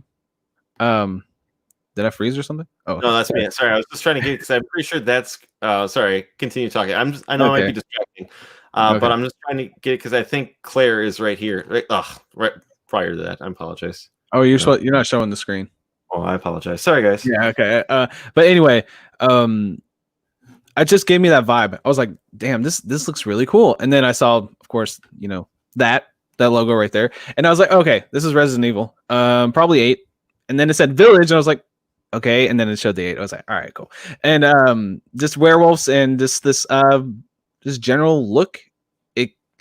I guess I'm maybe naive if I say this doesn't look very Resident Evil to me when I watched it. I don't know. I don't have as much experience playing the games. I totally agree with you, Josh. I was watching this trailer and I was hoping it was Resident Evil, and I kept swaying back and forth. Like as soon as you saw like the first thing fly past the window, that was almost like an Until Dawn enemy. You never see zombies move that fast. And then you saw like a bunch of cultists on a beach, and you think, oh, is it Resident Evil 4? Like there's a lot of Resident Evil 4 vibes in this game. And then you saw werewolves, and then it wasn't until you saw the statue, like there's just this like quick picture of a statue, and I'm like, that's Resident Evil. You got to push statues in like every one of those games. So that was sort of the tell. But then you got like the creepy family, and you got like a mansion, and you got the village, and the castle, and it just has like all of these mishmash of elements from all the different Resident Evil games that eventually felt like sort of your serious but slightly campy style that Resident Evil is known for, has evolved into since 7. But you're right, Ryan. There's no way they're not going to release this with VR after the success of Resident Evil 7. So either PS4 VR compatible with the VR headset 1, or there's a new VR headset coming. Yeah, I imagine there is one coming. It just won't be this year. But I think they said PS5 is backwards compatible with the PS4. Could be backwards compatible with the PS5. I think that I heard that. I mean, I'm sure we'll get more reveals down the road about what everything you can do. But I thought that was one of the things they've said a while ago, that it's backwards compatible with it. But I don't know, Josh. I do recommend have you tried 7, or have you not? Because of the I actually liked 7 quite a bit. It's just one of those things that I was playing it in between games, and then a new one came out. I was like, oh, a new hot fresh shiny thing, and I played that instead. So I should go back to it. Honestly, I did it. I got out of the house. Does that say something? Mm-hmm. Yeah, I don't know. It was a good game. I don't know. I had a good time with it. Sure. Unless you're talking from the very beginning when you aren't yet in the house. Yeah, I mean, because then you didn't get very far. Yeah, I don't know. I don't remember. I only played like maybe like 5 hours, 4 or 5 hours. So yeah. I think the biggest question we have to ask is, what will Resident Evil 9's subtitle be? Because it has to have an I and an X next to each other in it, right? The only word I can think of is 6. Yeah. So is it going to be Resident Evil 9 6? Is that what we're calling it right now? Well, you're right, because I think 7 had a very much the same kind of reveal where it highlighted, the number, the fix. Oh, the fix. Oh, yeah, that's it. The fix. How fantastic of a troll would that be, though? Just the title, like slowly fading in, and it's Resident Evil, and then 6. Everybody's like, no. It's just a remake of 6. And it's like, oh. That would be awesome if it was just a reboot. Maybe they'll time it perfectly so that by the time they get to rebooting 6, actual Resident Evil 6, like it'll time in right with Resident Evil 9, so it's the same game. Resident Evil 9 or Resident Evil 6 are the exact same game. That'd be great. There's another game before I think we generally wrap up here. I know there's one more big hitter that they ended the show with, but I guess I should ask you guys: is there any other games that you think we should talk about before we move on to, I guess, the last big one that they kind of showed off here? There's a couple for me. Like Stray was intriguing. That was like one of the only cyberpunky style games that I saw. Normally on these showcases, like cyberpunk seems to be the new trendy thing to do, and you play as a cat, and there's a bunch of robots, and it's like this post-human society. It's Annapurna, so Caleb, you're Edith Finch. You're what's the one you just picked up? Sayonara Wild Hearts is Annapurna as well. So I mean, it's got to be good. I don't know who develops it though. It doesn't say who the developer is. It could, if it doesn't. Oh, there it goes. Blue 12. Blue Weevil. What was that? Blue what? Weevil? Blue 12. Blue 12. Wow. I had. This one looks kind of intriguing. There was another one, Goodbye Volcano High. Oh yeah, that one's which interesting. play that one because that one's got a wicked soundtrack. It was like Gem in the Holograms or whatever, but it almost felt like Life is Strange, but with like cartoon dinosaurs. It was like a coming of age story. Coming of age story as the extinction is happening. That's what I got from it. Yeah. Yeah. That one looked pretty cool. Coming up. There you go. It's interesting because a trailer like this proves that I'm not the only one who, and obviously you guys aren't either, but who says that graphics aren't everything. Because this is a game that could be on a Game Boy Advance. I mean, so, but the fact that Sony has such confidence in it, or such a close relationship and confidence in Annapurna, that they're willing to showcase this in their big thing, that I think is really, really, really telling, because that says, hey, graphics aren't everything. We're not going to continue trying to push graphics on you. And again, as a true gamer, like I love the fact that that's the case. They're not. There's other things that are more important. So I like that. One thing about it too is I don't know what is gameplay in this game. That's true. My only thought is this kind of got like, what's it called, the South Park Stick of Truth, where it looks like an episode of South Park. That, like, is this game like this, where it's all animation like this? So that's kind of my thought of this game. And I mean, it is. I know I don't have it on the list here, but it was definitely a game that did catch my eye here though too. Yeah, I wish if a event promised gameplay, they would also have to include the HUD or some kind of that way like, oh, this is when I'm playing the game, sort of thing.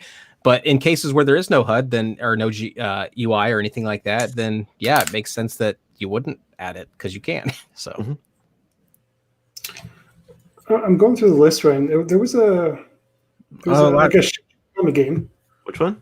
It was like a Shinji Mikami game. Like, I can't remember the name. It's not on the list, but Ghostwire Tokyo. Yeah, Ghostwire. Yeah. Ghostwire. Yeah, that one looked like a BioShock Tokyo. Yeah, that one was interesting because we heard about it at E3, I think 2019, right, is when it was kind of talked about. And the person there, what's her name? Ikumi Nakamura. She was she stole that show in E3 2019. She was the very she was very excited, you could tell, and she was like posing and stuff on stage, and she was nervous and everything, and she sort of stole the show. And we hadn't heard anything from her or Tango really in a while. She left the studio in 2019, I believe, or I'm sorry, in September of 2019, I believe. So shortly after the E3 presentation. So that's probably why she wasn't here for this presentation, because I feel like she's almost like the mascot of that company.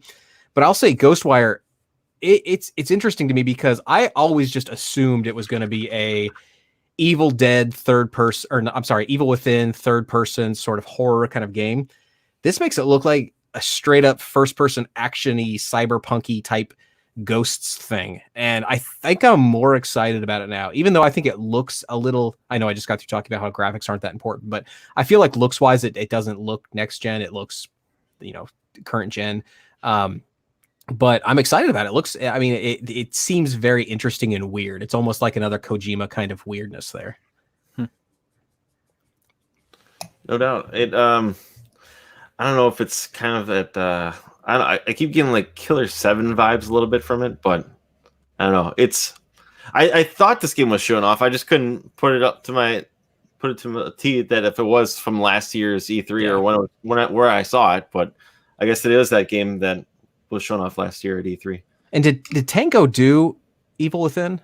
Did they do those? Maybe that's why I'm thinking like I expected an Evil Within. Okay, that must be why I expected it. So it's probably unfair for me to have that preconceived notion, I think. I gotta be honest, when I saw Shinji Mikami, I thought it was Dino Crisis. Man. They've been talking about like that game that's forever. Coming. All this stuff's coming. They're gonna Capcom's gonna re-release everything. We're getting 4.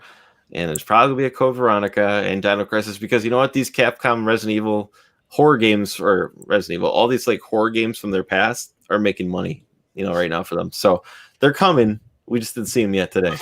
Or they're probably going to be at least 2 years away.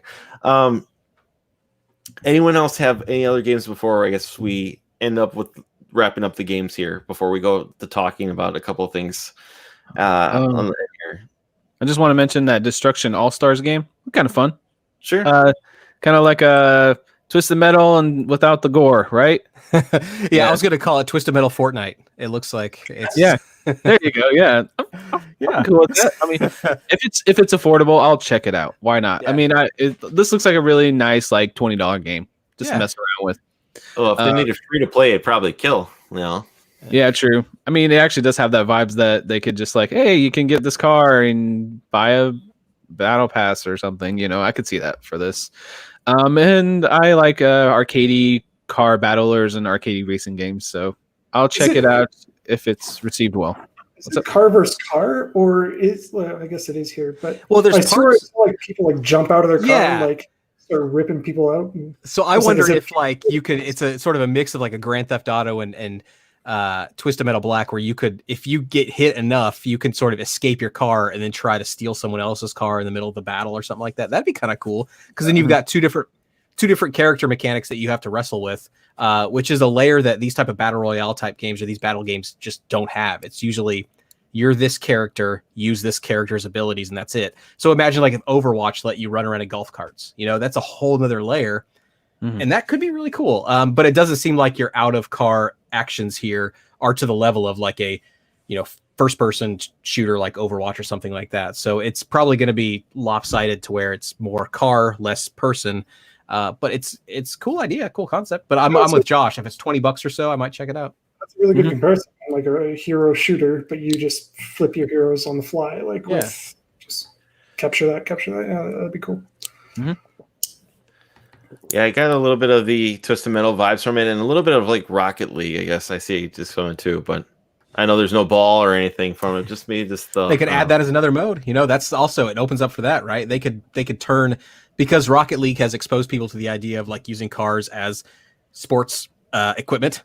You could, who's to say you couldn't push a bowling ball down an alley with one of these cars, right? Like you could incorporate a lot of that cool stuff and just fun little mini games and things like that, maybe. Mm-hmm.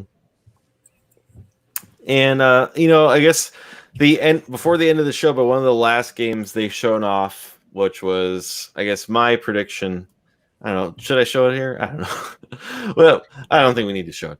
But it was Horizon Zero. It wasn't Horizon Zero Dawn. It's Horizon Forbidden West, which I kind of figured it would be shown. My general theory was behind it is that Horizon Zero Dawn's coming to PC. I think that's kind of confirmed now. Mm-hmm. And I mean, I've heard the rumor. Why do you do that? Well, you want to expose more people to that game that might bring them then over to PlayStation 5, because that game's came out. I think it came out in 2017. I also was assuming too that Breath of the Wild 2 has got to be coming out soon, and that came out a month prior to this game, or this game came out a month prior to Breath of the Wild. So I don't know. And plus, Gorilla always kind of likes to have a game represented at these shows. And now Herman, what's his name? Holst. Is now one of the head guys of Sony now. He's replaced Sean Layden. But I figured they would probably show this off. This is the one game that I kind of was the most expecting to show, and I'm glad they did. First game was an excellent game, and granted, this also fits in that category of, I mean, the cutscenes look like they could be on PS4, but I think you need to have these games to draw in. My prediction though for it was that it'd come out early quarter of next year. Like it'd be like that February, March game when, all right, people have their Christmas presents, they're done playing those games. How do you keep getting people to buy your console? You release Horizon, but I don't think they had a date for this here yet. So, Josh, what do you think? I actually kind of disagree in the fact that just the effects and everything, I do not think could be pulled off on this level, especially this underwater stuff. Sure. On this current hardware, I don't really think the amount of detail and the lighting and the effects and just everything, just the it's gorgeous. I mean, I'm sure it could still look amazing because the first game did look spectacular on the PS4, but I think this is going to be their just graphical powerhouse showcase for the PlayStation 5, especially when they start showing more of it. I mean, they showed quite a bit here. I'm not sure what all is cutscene and what all is gameplay in this, because you see her swimming and running and climbing and all this stuff. Like that could be gameplay or that could be a cutscene. Who knows? But I think that if it looks this good in game, and if it looks this good in game, this is next gen to me. Watching this, and I had multiple moments where I was like, that can't be real, that can't be, you know what I mean? Like when I walked, that's like, how are they doing that? You know what I mean? It's kind of like a magic trick here in this game. And the first game didn't ever go for hyper realistic. I feel like they have a nice, like, I almost say like painterly style to the environments and stuff. It's not super realistic, but it has a really nice style to it. And I think this is just a continuation of that, and they have really beefy machine to continue on with that, and that giant mammoth looks amazing, and I can't wait to fight it. So, and maybe I should reiterate myself, because I was, watching this on a 1080p monitor. So maybe when I think of it not coming off as graphically impressive, that could be the thing. It does look good, but it's just one of those things for me. I'm like, okay, it definitely looks like Horizon, is what I should probably say. True. Dean, what are your thoughts? This game looks incredible, Ryan. Say it. It looks incredible. This was my game of the year for 2017, Horizon Zero Dawn. It was a fantastic game. I love the story. I love Aloy as a character. I love the, the atmosphere, the whole setting of it. And this was probably the only time in the show, not to say the show wasn't good, that I got chills. Like that underwater scene. I have a thing with underwater anyway, but just like her swimming underwater in that big like mechanical serpent thing, swimming around in the buildings there, and that's a day one purchase. And I agree, it's going to be probably a spring break release, like for February or March, like God of War was, like it was originally in 2017 for Horizon. So I think it's going to sort of continue on that.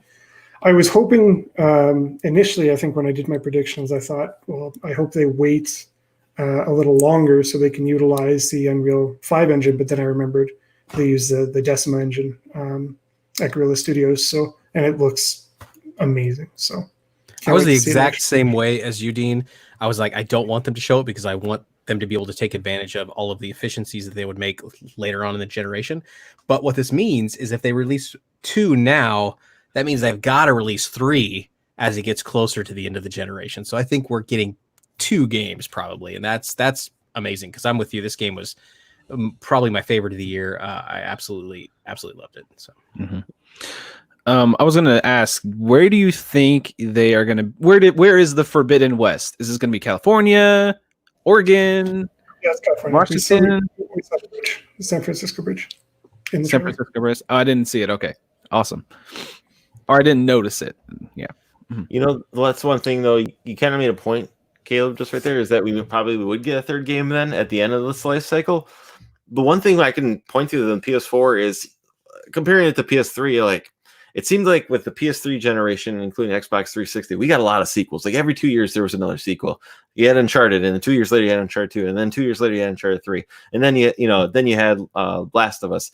We didn't really get that too much on PlayStation 4. You got one Uncharted, and then maybe you got your side game, and we're getting one Last of Us 2, another Last of Us 2. We're not getting multiple games in the franchise anymore, and maybe it's because it takes a lot longer to develop these games. There's a lot more things you can do, but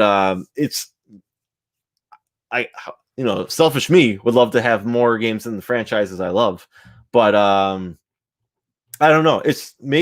I guess that's the hope, that because a lot of these games came out a few years in, like I don't know, Spider-Man came out 2 years ago, so just I think it's like it. If Sony really wants to project themselves as being a studio or a company that cherishes narrative and immersive environments and worlds and stories, you can't push things out too quickly, because you legitimately can't create a narrative and a world that quickly. Development in general is not something that you can throw more people at to get it better. In fact, it's usually the opposite. The more people you throw at something, the worse something's going to be, because there's just so many micro bottlenecks along the process that are just necessary. And so as the games get more sophisticated and as the stories get more immersive, and as PlayStation realized that's something we can bank on, they have to stretch it out. Because if you think about it, PlayStation didn't get the reputation for being like a narrative focused company, game console company, until like this latest generation, really. PlayStation 3, sure, a little bit, but it was really 4 where people were like, that's their thing. And so you can't make that stuff faster, unfortunately. And if you try to create more IPs, well, then you're having to spin up new studios, or you're having to partition away some of the people. There's actually, this is the nerdy person in me, but there's a really great book called The Mythical Man Month that talks about that very fallacy. Like throwing more people at a technical development problem has negative effects no matter how you try to do it. It just doesn't work. So yeah. So I think the longer time, I guess the summary is the longer time between games, especially from Sony, I feel like that's more than any other type of scenario. That's an indication that the games are going to be better quality and they're just going to be more immersive. And that's what I personally want. So yeah. Cool.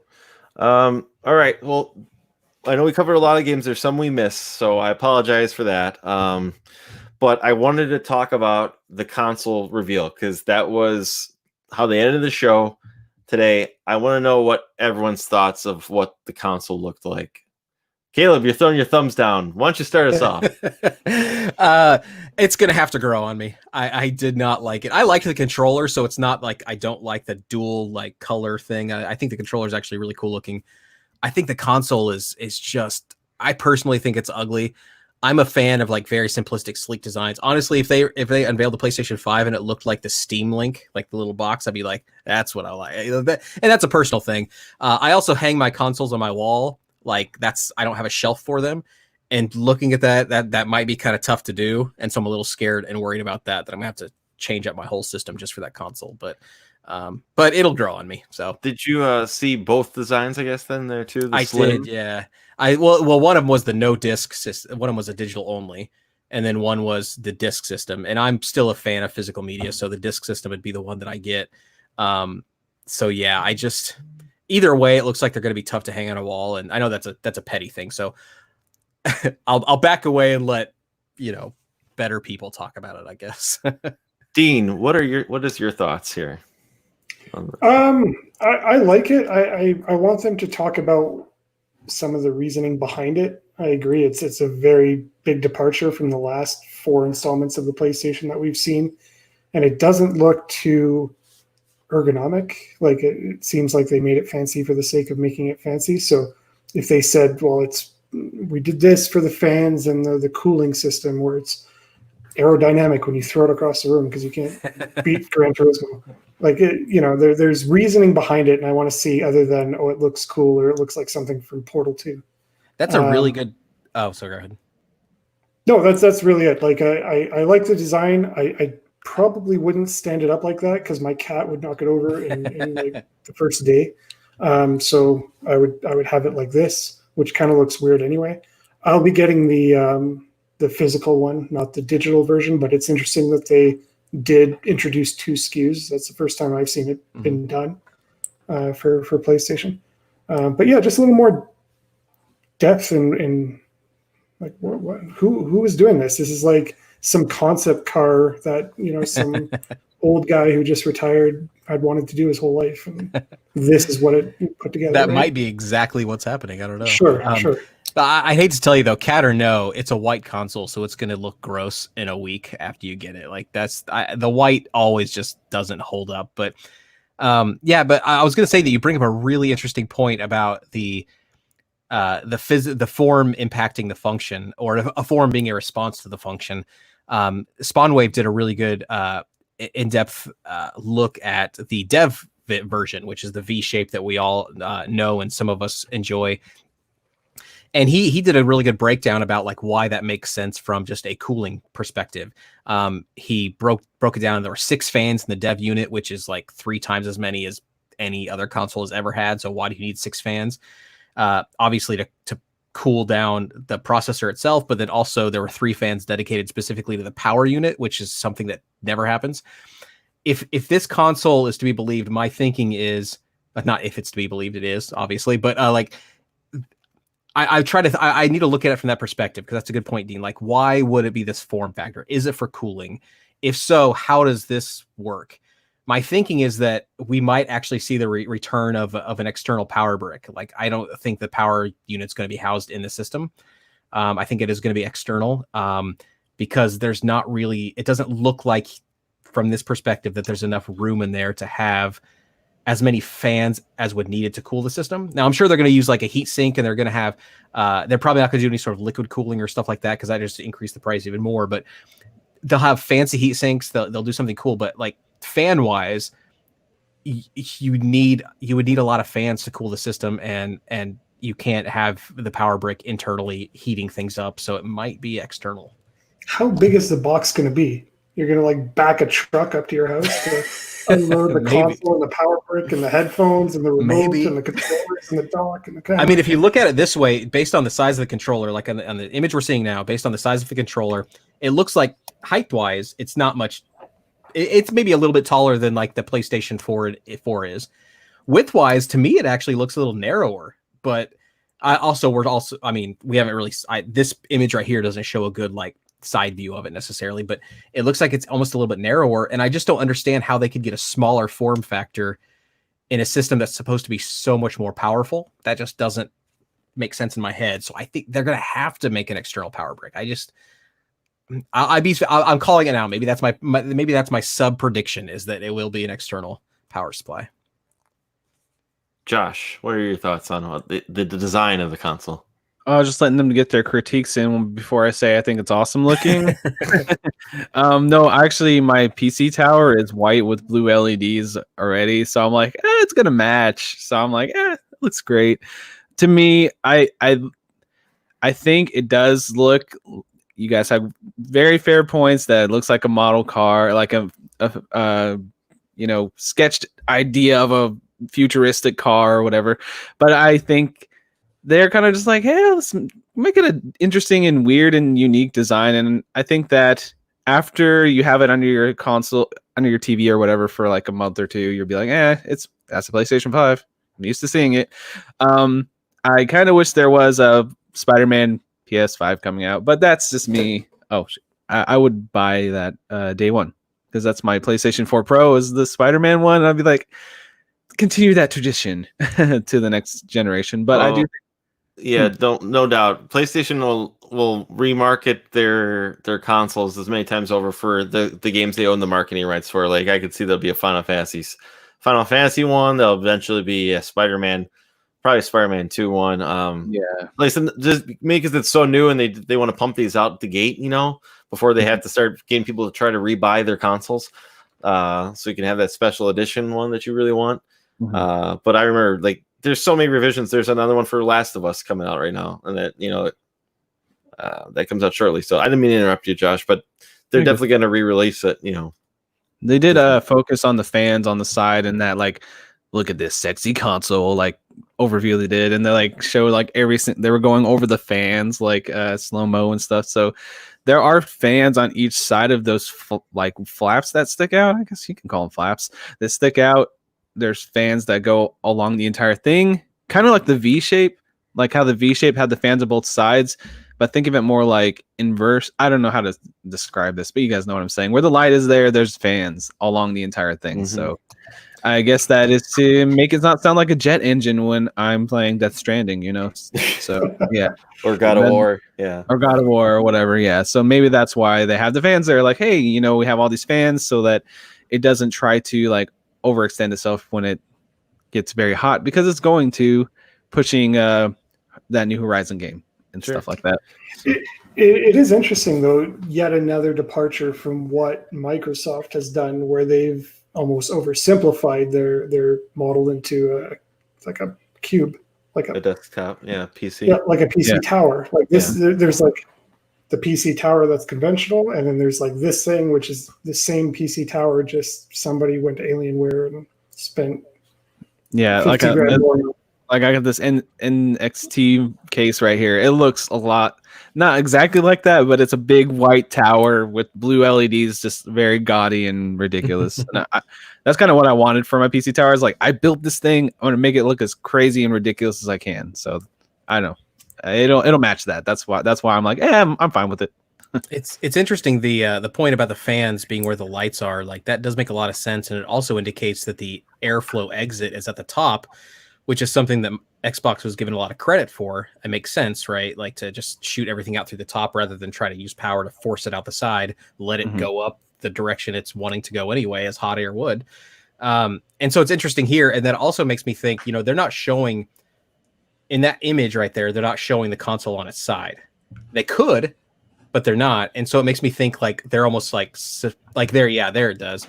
And it almost makes me think like maybe they're like saying, you know what, for optimal heating, you should probably keep it vertical, because we want the heat to be able to escape upwards. I doubt that's the case, because obviously people are going to set it however they want. But it could be that's and that V shape too. Spawnwave's video also talked a little bit about how the shape itself helps to funnel some of the air in a certain direction. So that V shape, which again Josh mentioned here, is still intact. It's just a very different form than what we saw in the past with the dev kit. It's forcing that funnel to basically push it in a certain direction, which is interesting. Usually you would rely on fans and heat sinks to push air in a very specific direction out the side. Here, it's maybe you don't need as many fans when you have a system like this, where you have a wider exhaust gate or an exhaust grill. So I don't know. It's interesting. Yeah, I didn't really look at this picture up close. It looks like it's actually laying on the CD drive side. So your CD drive is almost at the bottom with a lip over it.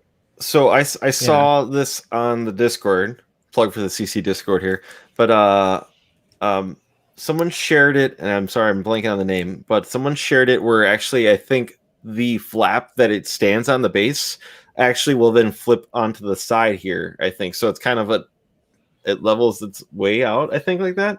The base, I think I'm sorry, I couldn't find an image. I was looking for it prior to talking here. So I apologize. So this is the only side image I could find in the matter of time when I was looking up for a side image, because generally I hate the idea of having it stand up. I hate the idea because underneath I don't have my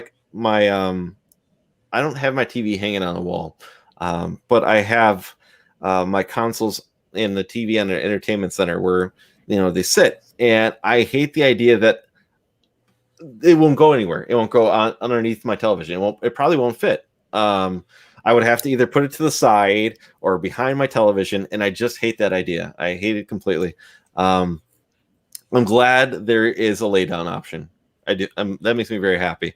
But I hate that the stand up design. I think Microsoft, you can do that as well, and their marketing is the tower. But I hate anything that has to stand up like that, just for the fact of how my entertainment center is set up. I just hate the idea that this console has to stand up to perform. So I was very happy that there's a sit down option. As for myself, I could see the whole Alienware. It's a router looking design for this thing. It's not my favorite. I really like the PlayStation 4's design, but I think I'll get over it. It's not going to bother me too much. It definitely does look like it's well ventilated. That's for sure. I remember, I think Mark Cerny was saying like how much they can overclock the CPU, even though it's a less powerful CPU. It's not what's the word? Locked in. Basically, they can overclock it. Really, it's I don't know. I'm messing up all the technical jargon here, but it was designed, I think, so it won't be sounding very much like Josh was just describing with a jet engine flying off here. So I think that all that came into mind for it. I'm not the biggest fan with it. I'm more likely gonna probably get this one right off the bat, but I probably will, like Josh, or I don't know, just point Josh in it. I probably will buy a different rendition down the road. With I guess I'm just not. I like the controller being white, but I don't know if I like this console being white. But I don't know. Whatever. It's not the biggest deal. I guess I just don't know if I like the design or not. But I like that I can lay it down. So I'm looking forward to all the two-tone controller variations. I'll probably buy a lot of those. Sure. Yeah, that is going to be a slick controller for mods or for custom designs. Yeah, because compared to Xbox, PlayStation doesn't really have a lot of unique controller variations. Like they just don't do it nearly as much as Xbox does. As some of you here know, I collect Xbox or PlayStation 4 controllers, and I think I have pretty much most of them, and it's like 20 or so. Like there's not a whole lot of them.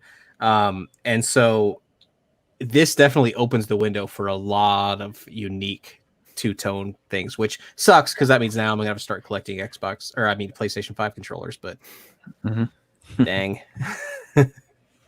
All right, now I guess one of the final questions of the day. I'm gonna start with you, Dean, because you mentioned, and I believe in our group chat, that you were pretty much gonna get an Xbox Series X day one, and you needed PlayStation to convince you here. Are you convinced, or are you holding off?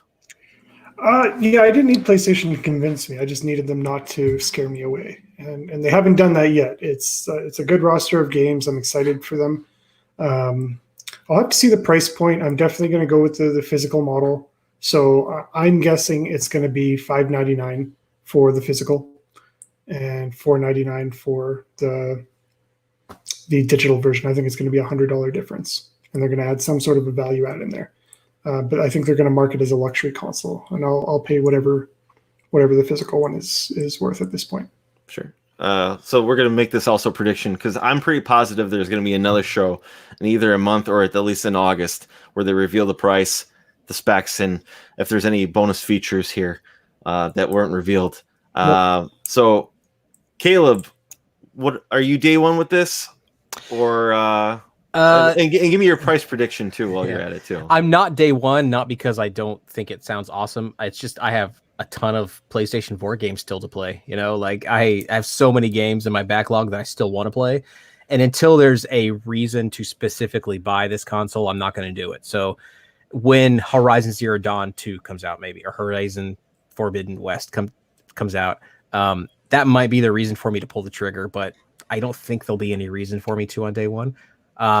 Price point, I think Dean's probably right on it. I don't know if you were using Canadian or US, but I guess they'll probably try to make it sound pretty much the same, $5.99 US and then $4.99.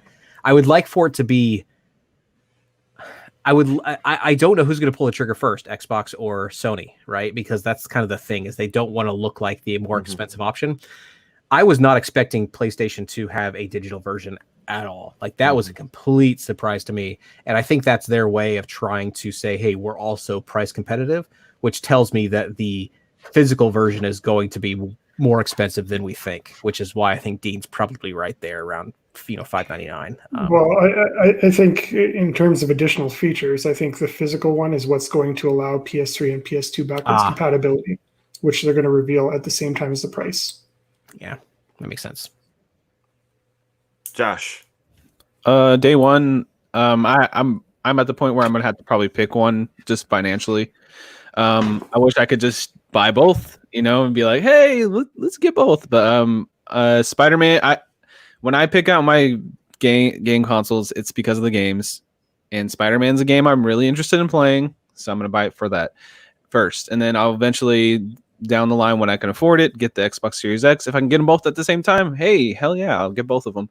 But this is the one I'm gonna have preference towards, and I'm definitely gonna get the physical version. Playboys, yes. I want to get the physical version with the disc drive because I like the option to look at sales and pick up games on the cheap here and there. And you don't get that option. You do on digital. To be fair, you do. But I feel like it's a little easier to find secondhand games and have that physical version and just that freedom to, even if I'm not the biggest collector in the world, I do like to have physical copies if I can get them. And yeah, that's the version I'm going to get and start saving now, I guess, for that. Price guess? Price guess, I wouldn't be surprised if it was $5.99 for the physical and $100 less for the non-physical, but I would love to see a $4.99 and $4.49 for the two versions, but I don't know. It's such a powerful machine. There's a state-of-the-art SSD and all the stuff they are toting. I don't see it being any less than 500 really at all. So probably 500 for the 500 for the non-physical, maybe 550 for the physical, or 600 for the physical, one of the two. So I'm just throwing numbers out now. I probably will be day one for this. I'm pretty confident, unless there's just like nothing at launch. I'm banking on buying this on day one. I'm guessing because I'm a Playboy. What's Playboys? I'm guessing this is going to be 500 for the physical disc drive and 400 for without the disc drive, the all digital edition, unless the all digital edition comes with a bigger hard drive, And they just do the same price point, and it's just like, here's the happy medium there. I could see that. That's the only way I see it. I think that's their counter, because you keep hearing about Lockhart now for Xbox, and I know that's supposed to be less powerful. Like it's in between the Xbox One X and not as powerful as the Series X. It's that one medium, and this could be the cheaper price to bring in more people. And I think this is maybe their counter to that, but they also, I think, are smart enough to realize that like the digital market is growing right now too for gaming, and maybe some people just don't want a massive collection. I, on the other hand, am not that kind of person, and I have a massive PlayStation 4 collection. I'm also kind of guessing, like Dean, that this is gonna probably have backwards compatibility more than just the PS4 with that disc drive, just because I don't know. I got a funny feeling there's gonna be a counter to Xbox's backwards compatibility here, but there's got to be something that's probably how you end when you reveal the price, that like, oh yeah, by the way, we also have this kind of a thing. There's gonna be at least one more show, but that's just my general prediction for how you try to get people then to purchase it. This was just for games, and then the next one is like, this is why you need your PlayStation 5. So, but with that being said, oh, actually, you know what? We still have one more thing to reveal here for people still tuning in and listening in here. We have the first game for Season 8 for the Cartridge Club here. We're going to reveal it. Sorry, I don't have a thumbnail or anything ready. But since this is a PlayStation show, might as well have the first game for the next season be a PlayStation game. And it is seen as one of the best games on the PlayStation 4. And it was very high on the PlayStation, or it was very high in the Game of the Year list 2 years ago. And we are going to be playing God of War for the PlayStation 4 as the first game for the next season of Cartridge Club. So keep in mind, we'll be revealing more games as we keep doing these shows throughout the summer. But yes, that is the first game, is God of War, the PS4 release. And yeah, so that's the show, everyone. I'm going to thank the guests for being here. And why don't you tell us where we can find you? Dean, where can we find you online? And thank you very much for being here tonight. Oh, thanks for having me. This was great. Really fun. Always enjoyed doing this stuff. You can find me on Twitter at round_2_gaming, or in the Cartridge Club Discord, a little bit in the Cartridge Club forums, just anywhere Cartridge Club, you'll probably see me around. Thank you very much for being here. Caleb, where can we find you? Oh, you can find me Twitter and YouTube is where I'm most active. Caleb J. Ross, all one word, the letter J. And I am currently co-host of a brand new podcast called Tales of the Lesser Medium. It's a really cool podcast. Thank you, Josh, for that thumbs up. It's a really fun podcast I'm doing with Travis from the Polykill podcast. And we talk about video game franchise, the narratives of those video game franchises. We walk you through those and we poke a lot of fun at them. And it's really fun for us. So hopefully you guys laugh as well. Tales of the Lesser Medium. Check it out. Thank you very much for being here and helping out. Thank you for inviting me. Fellow Playboy, Josh, where can we Playboy. find you online? I'm on Twitter at Frantic Society. I occasionally host the Cartridge Club Game of the Month show a couple times a year, 2-3 times. And then I do the Quick Save Club where we talk PC games, which is kind of fun to dive deep and look at some classic PC titles. And I enjoy that a lot. And then I do my personal podcast, which is more me ranting about things I enjoy. That's Frantic Thoughts. That's every other week. You can find that on podcast services. Thanks for the thumbs up as well. Don't forget about Cartridge Club Hangouts, Josh. Oh, Cartridge Club Hangouts, man.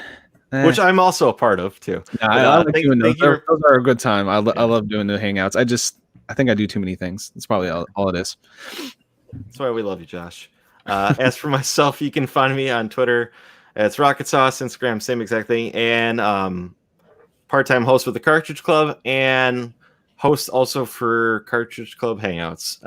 Like I said, we will be doing more shows throughout the summer as long as we know the dates. I'm sorry, this isn't E3. This is E3 week. If you look at the date, it was supposed to be E3, but we're changing as how the world's changing. So I'm glad we have stuff to talk about because this is the stuff we love, and I look forward to doing this again I guess in a couple weeks when we know more stuff. So anyways, thank you very much for tuning in, everybody.